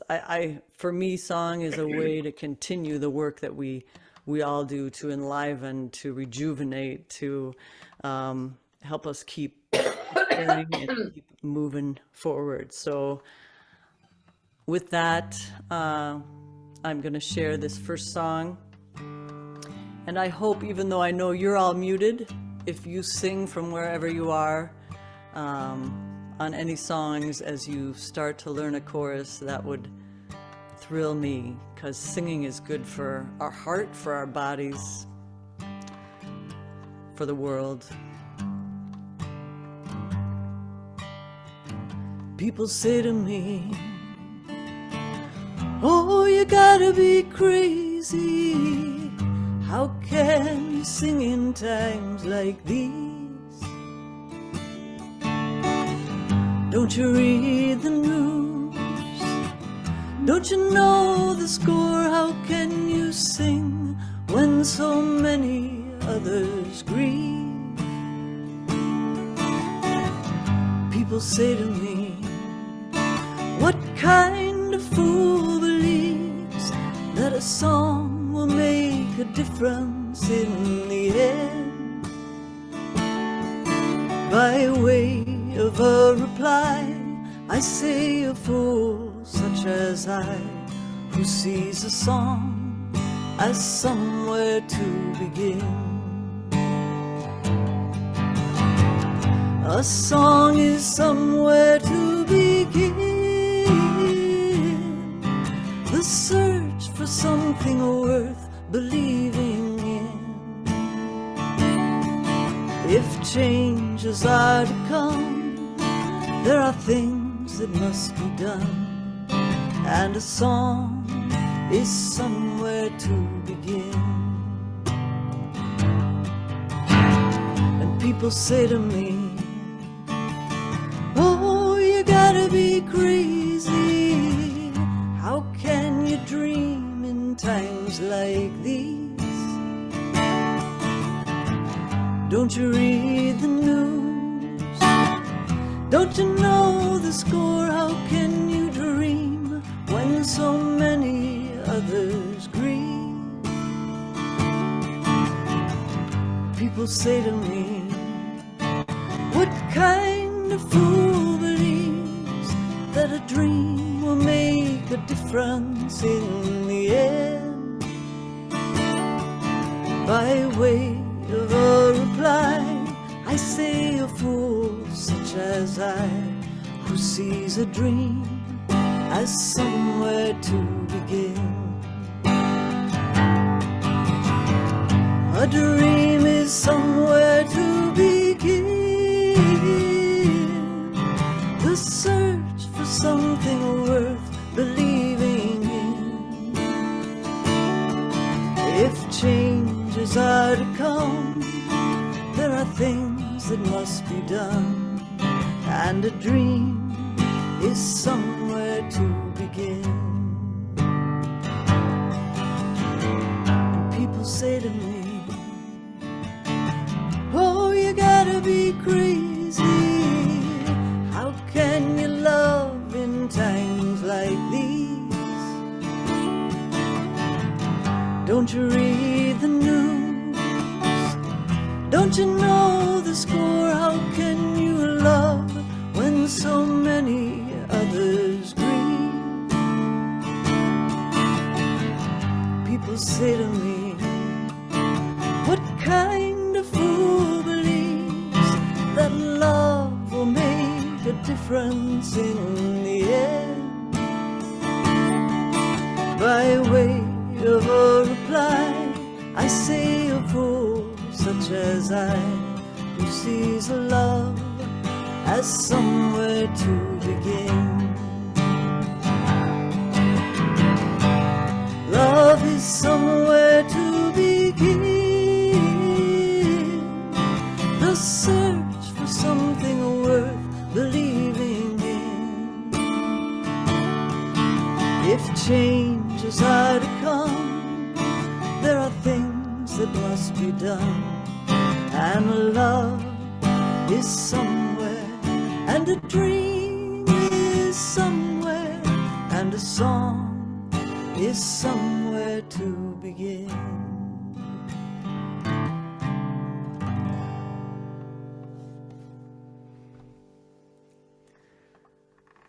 I wanted to begin with that song, actually written by another songwriter, T.R. Ritchie, wrote Somewhere to Begin, and it's one I've sung for many years. Beautiful. And sometimes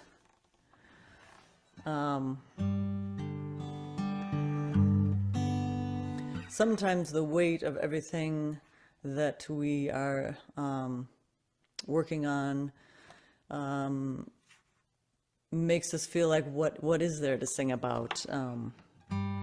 Despair can lay heavy on our hearts, and so again I see music for me as a way of speaking to that. And this song actually came on a car ride with that very thought about I'm wondering what to sing about in these days. And then I think of my mother, who's a gardener and who gave me a love of gardening, and my dad, who gave me a love of song. And those two things give me a love of planting songs and seeing how, and also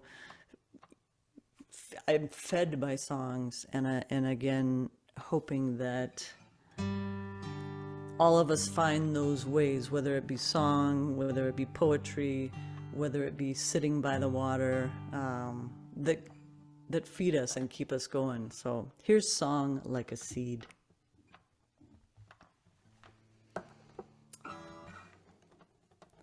Gotta put my capo on there.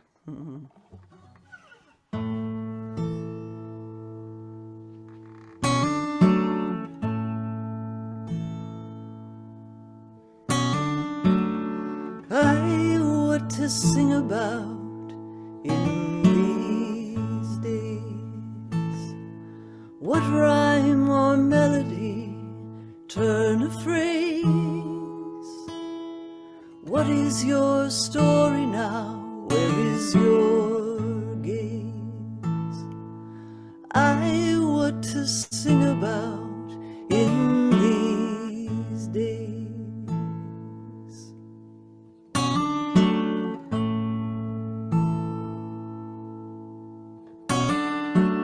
Towers are tumbling, tumbling down.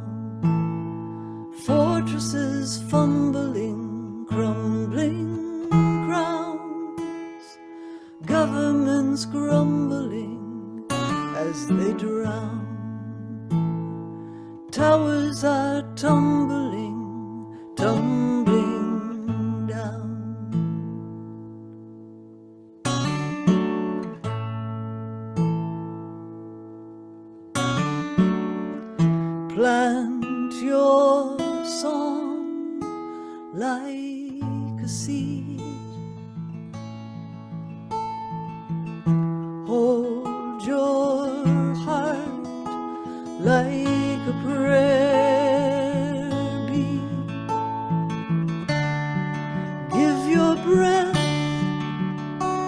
like a tree.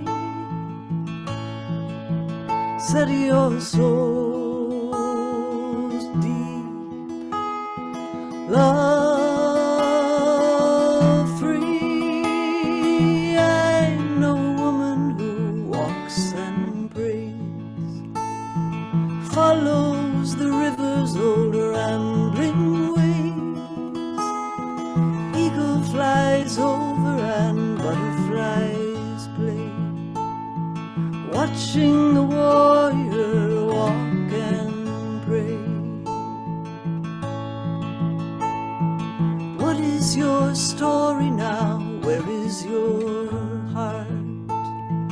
This is a one-act play. What's your part? In every ending there's some new start. What is your story now? Where is your heart?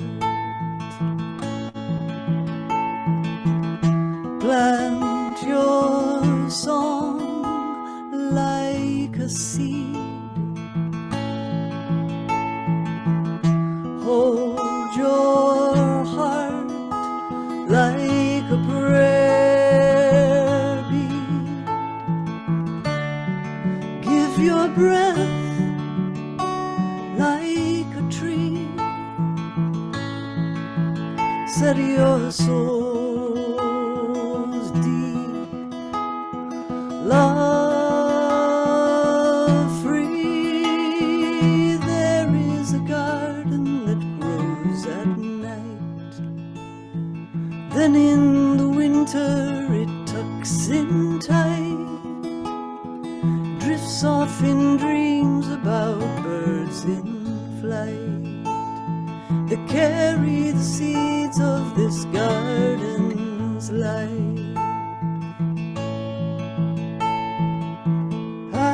What to sing about in these days? What rhyme or melody turn a phrase? What is your story now? Where is your gaze? What to sing about in these days?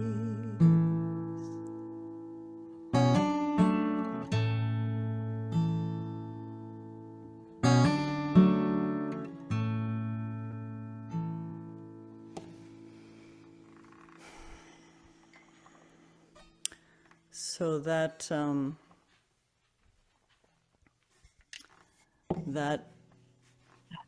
song asks the question I'm often asking, and one thing I'm going to sing about tonight is, of course, water, since that's been the theme of this conference. And I wanted to share some of the water issues of my area, and we're in the Lake Superior watershed, and there's a song I wrote called Precious Water, and it was written in response to a mine, a polymet copper mine, copper sulfide mine that's proposed up in northern Minnesota, just kind of very close to where the boundary waters are, boundary water canoe wilderness area. And of course, that would impact the whole Lake Superior watershed. And so for years, people have been organizing to stop the building of the mine. And for those who are interested in more details, waterlegacy.org, and if anybody wants to put that in the chat, it is the place to go to find like the update on where the polymet mine is. It hasn't been stopped yet, but it also has not, it's not happening yet. Does that make sense?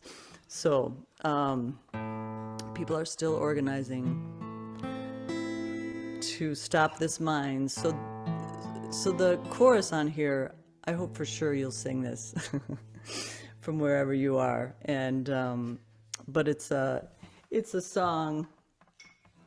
A friend who was organizing against or on this issue said, we need a song for this. And so I sat down and came up with this I'd like to share with y'all.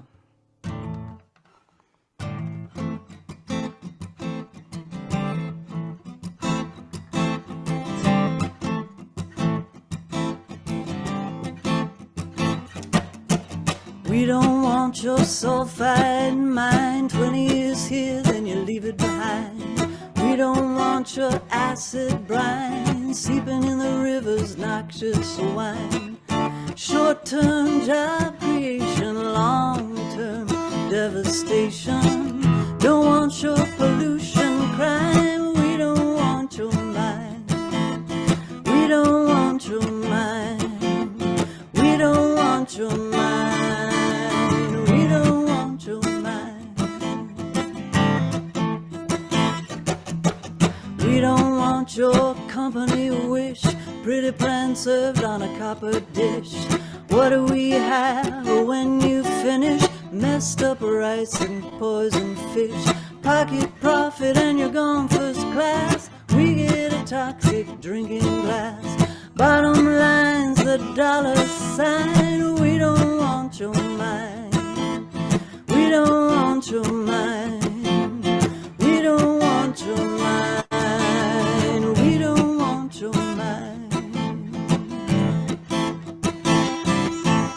Rain falls on the ground, groundwater flowing down. Simple lesson, science fair. Water goes back in the air. Put in the water what you may. Breathe it in some other day.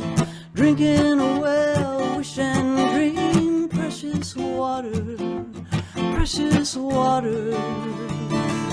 Living stream.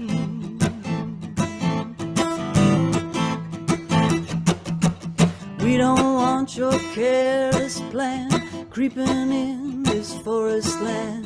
Clean water we demand.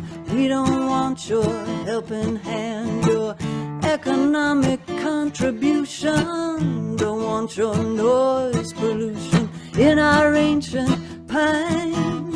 We don't want your mind. We don't want your mind. We don't want your mind. We don't want your mind.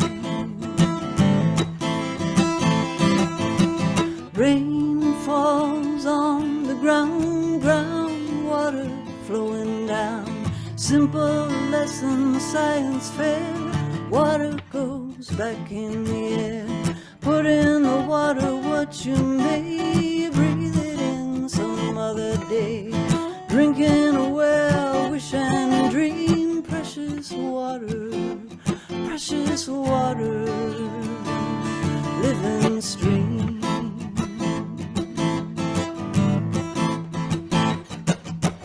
We don't want your sulfide mind. 20 years here, then you leave it behind. We don't want your acid brine sipping in the river's noxious wine. Short-term job creation, long-term devastation. Don't want your pollution crime. We don't want your mind. We don't want your mind. We don't want your mind. We don't want your mind.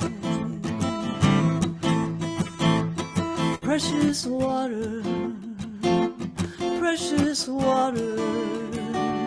Living stream.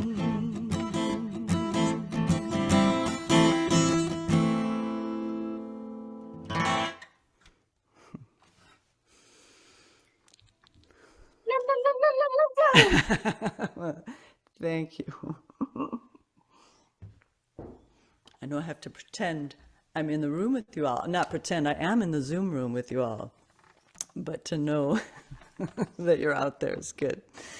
So the precious waters, the other side of saying no to what we don't want is, and the reason we even are, is because there's such a big yes to what we do want: clean water, water that's water for everyone, water. And so I think of that with this next song I want to share. It's actually a love song. I think of it as a love song from the water to us. And I wrote it thinking about where I am again. So the song is called Lake Superior, but I hope that you all would imagine and hold whatever that body of water is, be it a river, a stream, another lake, the ocean, whatever is a body of water that you feel sings a love song to you. Of course, that's all water singing to us. But I know I like to think in this song of something particular, a spot dear to your heart. So this is Lake Superior, and it goes through the 4 seasons. In at least the 4 seasons here in the northern Minnesota, Wisconsin area. Starting with the snow.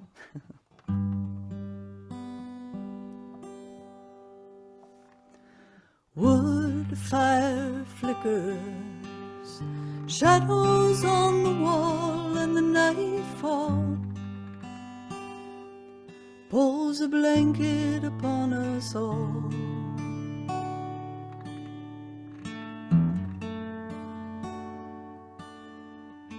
Bone bare branches against the sky. Solitude smiles at the snow drifting by. Ice cold waves wash hard upon the shore, and the wild wind knocking at your door.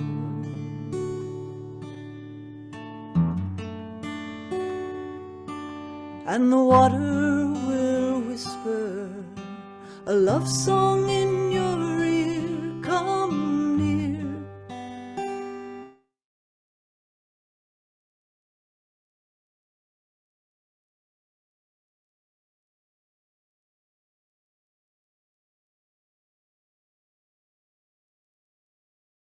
On the air, buds on the branches open like a prayer. The crashing of the waves carve your name upon the shore evermore. It is you I adore, and the water will whisper a love song in your ear. Come near.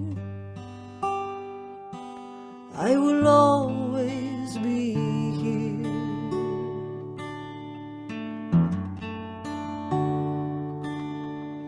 Flowers white, yellow, pink and blue,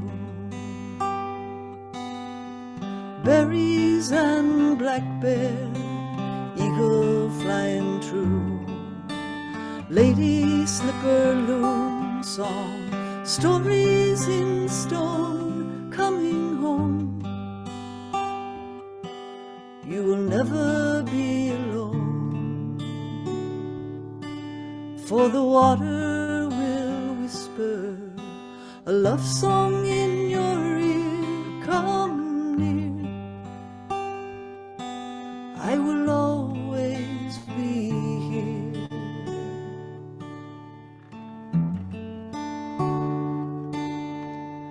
Grass turns to yellow, the ferns are brown.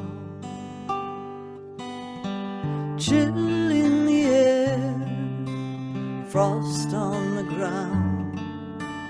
Fire fill the leaves, and they fall on the forest floor. Breezes blow, bring them to the shore, where the water will whisper a love song in your ear. Come near. I will always be here.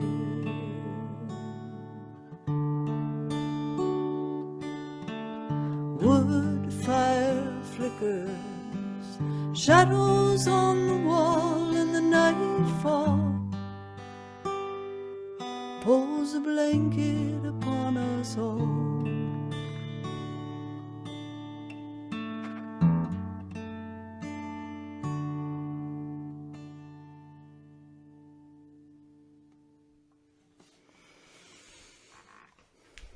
So a love song from the water to us, to keep us all remembering the reason we care so much for this precious resource, this precious land, this precious earth.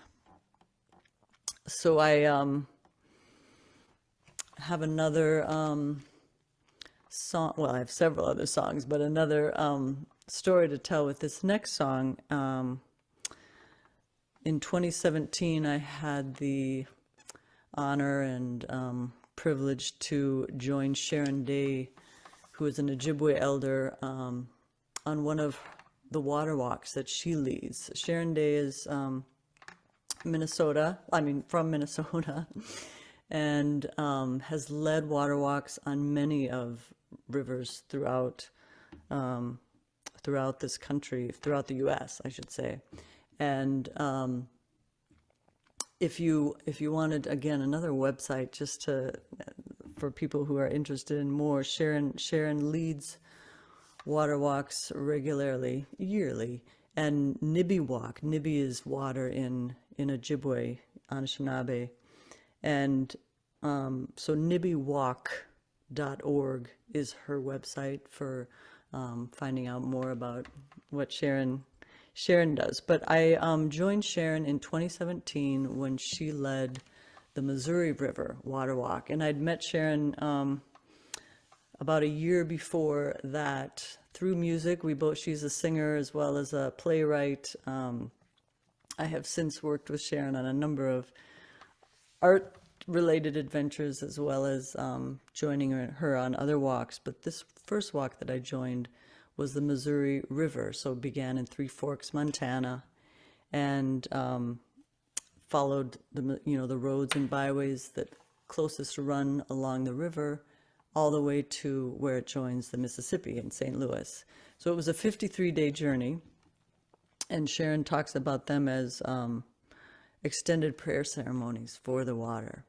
So on this walk, we both would hop in the car when we weren't walking and share songs that might have come to us, and this was one song called River Dream that came to me during that walk, and I want to share it. Again, it's like the water singing a song for us. This was the landscape that we were walking through, singing as we were walking for the water, or how it felt to me, of course. So it's called River Dream, and there's some simple parts for you to join in on, so I hope those who love to sing, this is another easy one to sing with. So, oh, river, rolling river, sing me your dream. Oh, river, rolling river, sing me your dream.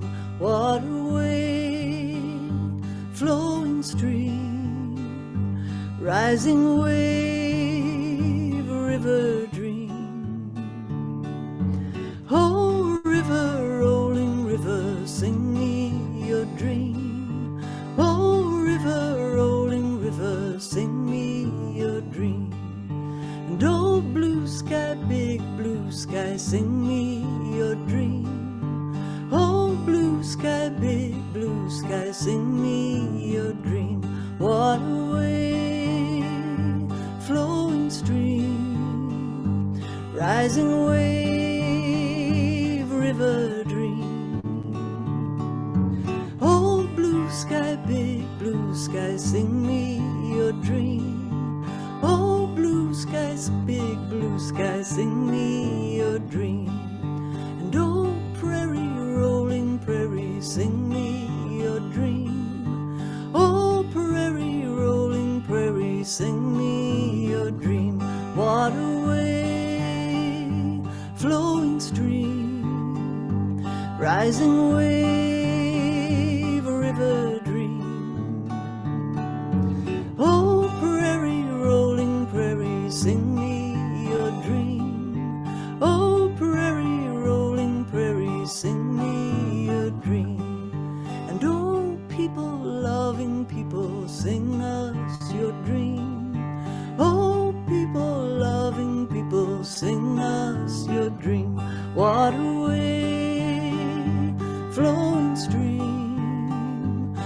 rising wave, river dream. Oh, people, loving people, sing us your dream. Oh, people, loving people, sing us your dream. And oh, river, rolling river, sing me your dream. Oh, river, rolling river, sing me your dream. What a way, flowing stream, rising wave, river dream. Oh, river, rolling river, sing me your dream. Oh, river, rolling river, sing me your dream.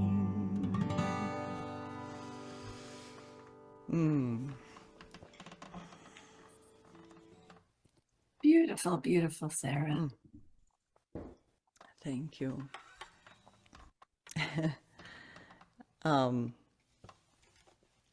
So that walk, which took place in 2017, another song that we sang along that journey, Sharon asked if it would be okay for the group to sing a song I'd written a year prior that came out of the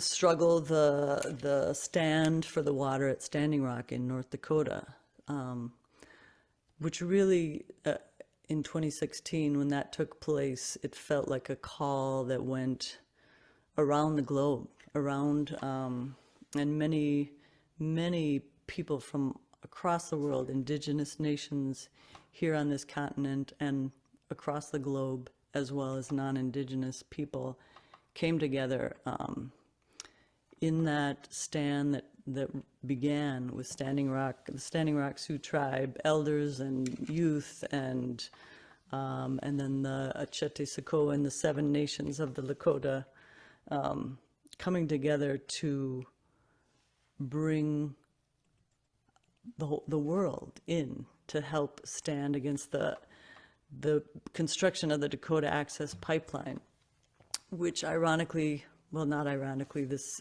everyone here, I'm preaching to the choir, so to speak, but what originally would have been built above, why am I blanking on the name of the town? North of Bismarck. Would have been north of that, and then of course that was stopped, and they built it south of Bismarck, and which then it meant it was built right before the Standing Rock Sioux tribe's reservation. So this stand brought so many people together, and us on the weekend that I left. I was there for just a short time, but when I was driving home, this song kind of came in my travel back that spoke to what I feel has since become a rallying call around the world. So, and it uses there's one phrase in the chorus that comes from the Dakota and Lakota language, Mini-Wachoni. And so that phrase is in the chorus, and I sing it, I include it, and when I first wrote it, I checked with different friends who Lakota and Dakota. You were good yesterday. Sharon, who's a go out again today. Come on, different let's go. folks to say, is this something that I should even sing? And I was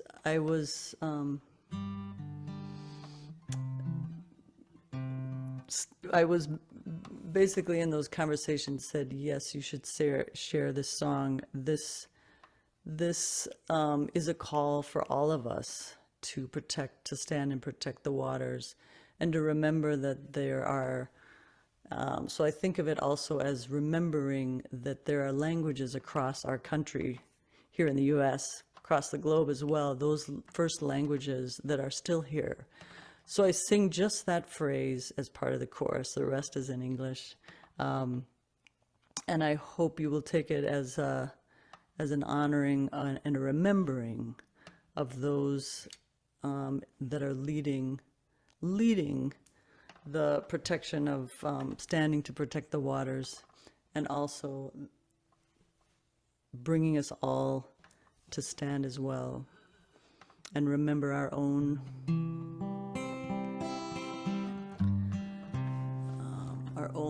places within that call out water is life. Mini Wachoni is water is life. I'm sure most know that here.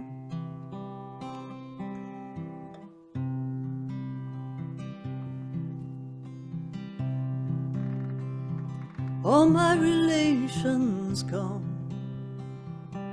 every nation come, all my relations under the sun, we are one. We are praying, come, we are praying, come, we are the song and we are the drum. We are one. We are the river, come. We are the river, come. We are the boat, the paddle, the shore. We are one. Many Wachoni sing. Many Wachoni sing. Many Wachoni, water is a life for everything. We are the water, sing. We are the water, sing. We are the water, we are where all life begins. We are the ancient ones. We are the ancient ones. In your breath and bones we sing on. We are one. We are the meadow come. We are the meadow come. We are the lark that sings. The new day has begun. We are the new day. Run, run, run. We are the new day. Run, run, run. We are the old and we are the young. We are one. Many Wachoni sing. Many Wachoni sing. Many Wachoni, water is a life for everything. We are the water, sing. We are the water, sing. We are the water, we are where all life begins. We are the earth and sky. We are the thunder cries. We are the fire. We are the light in your eyes.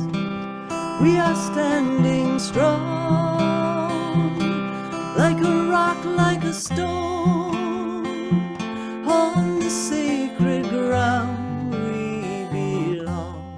We are home. Many Wachoni sing. Many Wachoni sing. Many Wachoni, water is a life for everything. We are the water, sing. We are the water, sing. We are the water, we are where all life begins. All my relations come. Every nation come. All my relations under the sun. We are one. Sarah, it's Lois. And that's an amazing song. And that is the tune that I played for the other members of our program committee for this WILPF U.S. Congress. And immediately we were captivated. That is an amazing song, a treasure. Thank you for sharing it with us. Yes, yes. Mm. Well, and I have, I'm just looking at the time. Do we have time for a couple I more think- songs, or how are Yes. things? Yes. Yes. Was that a yes? Okay, okay. Yeah, but you've been singing quite a long time. Well, I wanted to sing this song that, to me, thinking of, I know the 100, is it the 110 or 100, what's the anniversary, 110 or 115? Next year, 110. 110, okay, okay. So in honor of thinking of the anniversary and how many roots, how far back this organization goes, I wanted to sing this song that I wrote called "Oh Grandmother." It, to me, was a song both to my own grandmothers, but also thinking back to all the shoulders, ancestors that we stand on, whether they be heroes who have whose shoulders we now stand upon, whether they be related to us or not. We're all, of course, interconnected, related. So here's to, I'm going to sing it and think of them from way back in the beginning and all the years through up until now, singing to us. So this is called "Oh Grandmother."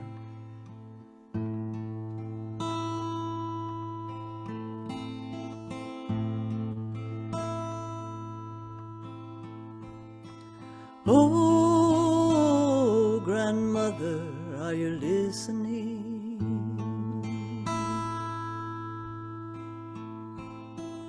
Oh, grandmother, are you listening?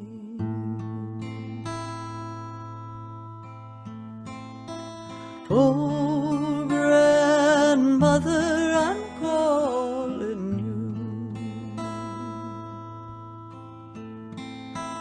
Oh, grandmother, I'm calling you.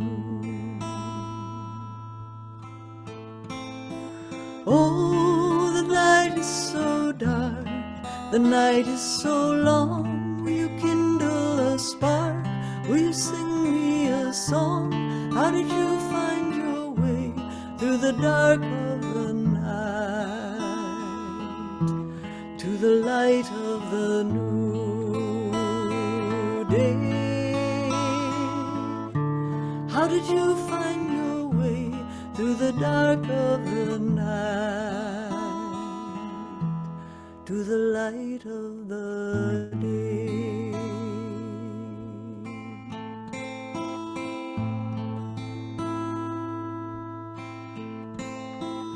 Oh, granddaughter, I am listening. Oh, granddaughter. Oh, granddaughter, I am listening. Oh, granddaughter, I'm calling you, granddaughter.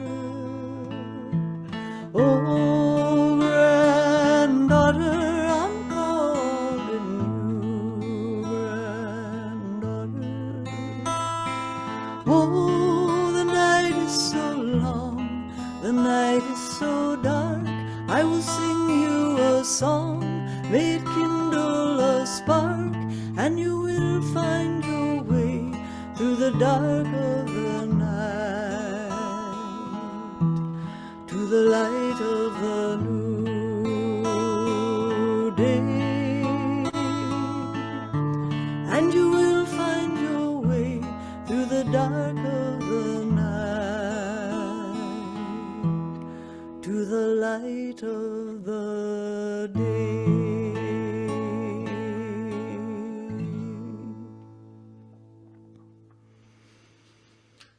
So here's to all those who have led the way and continue. Those who continue. A mosquito bit me during this. I don't know if people saw me swiping, so I'm scratching it now. But to all those who have led the way, I want to sing.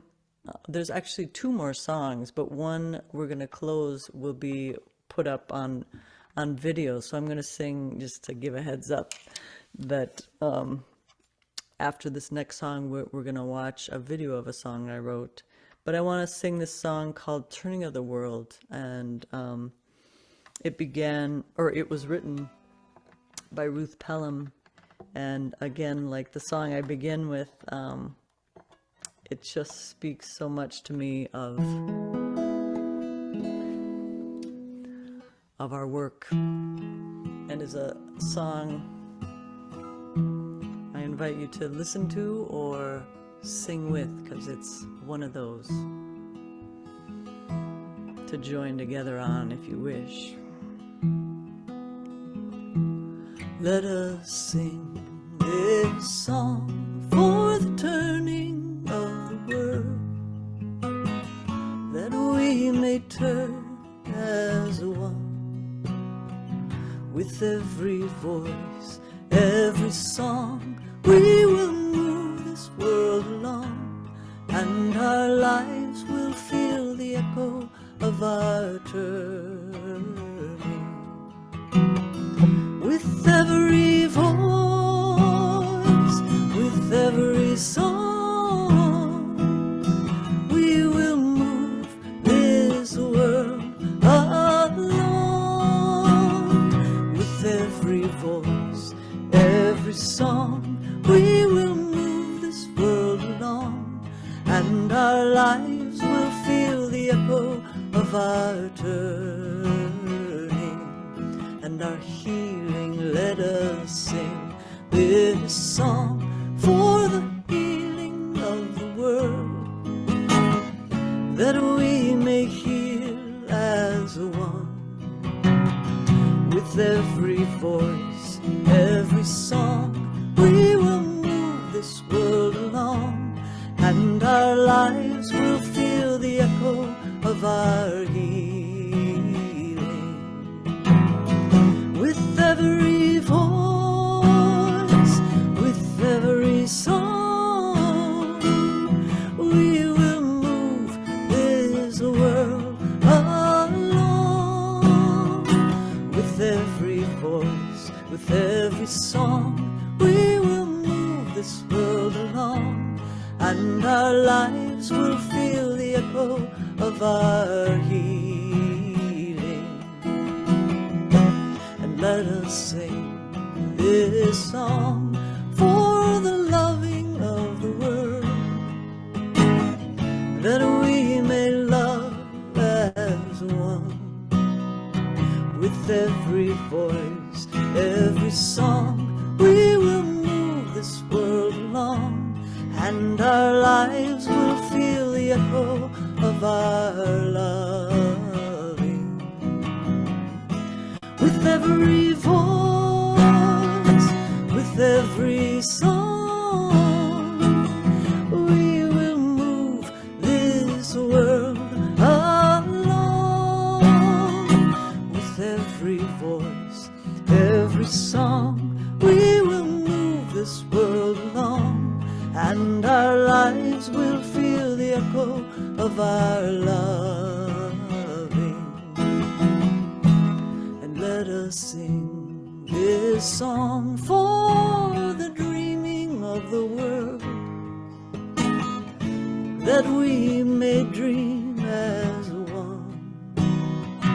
With every voice, every song, we will move this world along, and our lives will feel the echo of our dreaming. With every voice, with every song, we will move this world along.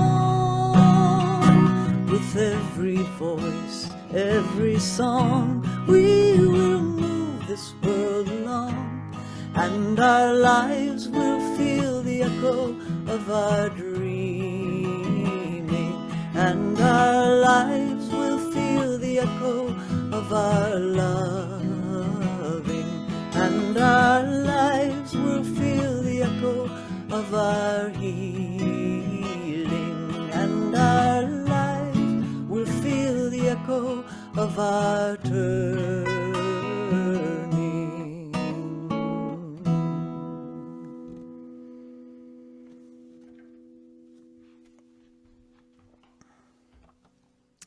So I want to thank you all before this last song, and thank you, Lois, for the invitation, and all of you for the invitation to share song tonight. I know for me, remembering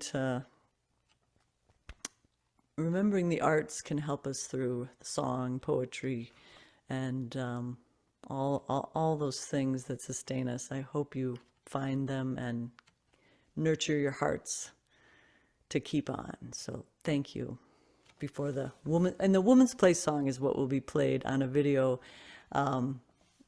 next, and it's one that I wrote for Women's History Month years ago, and so there's not much more to say about it. I hope you will enjoy it, and thank you, Lois. Thank you, Sarah. Thank you very much, Sarah. This is Nancy Price. Really appreciate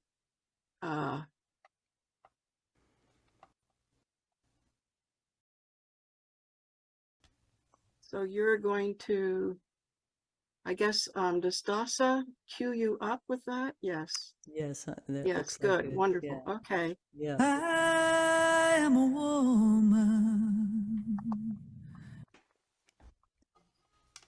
And you can put it full screen because I won't be singing along. Okay. I am a woman, and my place is in the home, and my home is a whole wide world.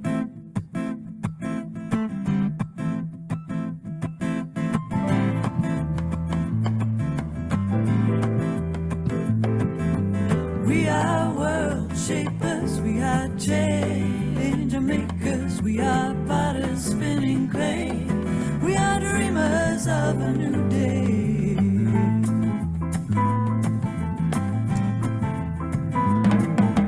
We are asking questions, we are opening up the door, we are searching, finding answers, we are wisdom seeking more.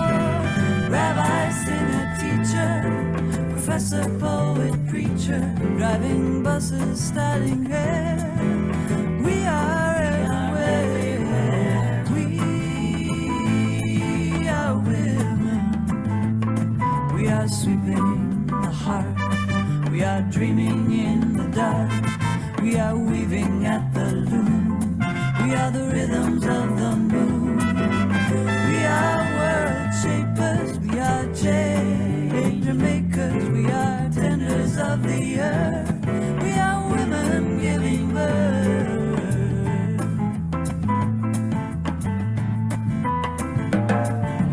We are packing lunches. We are sewing the clothes you wear.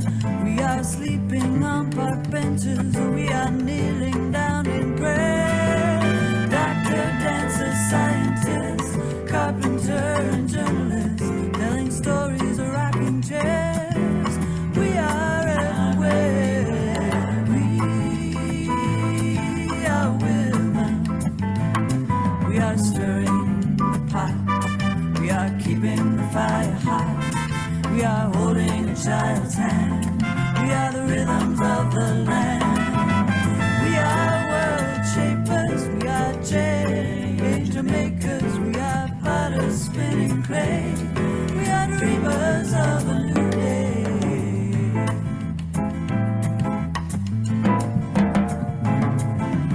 We are laughing, crying. We are taking the time to play.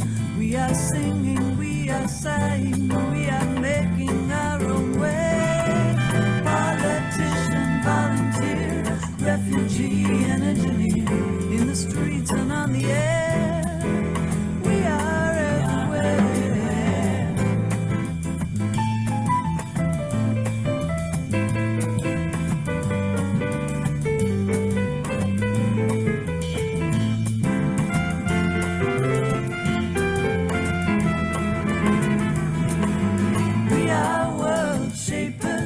are change makers, we are potters spinning clay. We are dreamers of a new day. We are rule breakers, we are homemakers, we are healers of the earth. We are midwives at the birth. We are women, and our place is in the home, and our home is a whole wide world.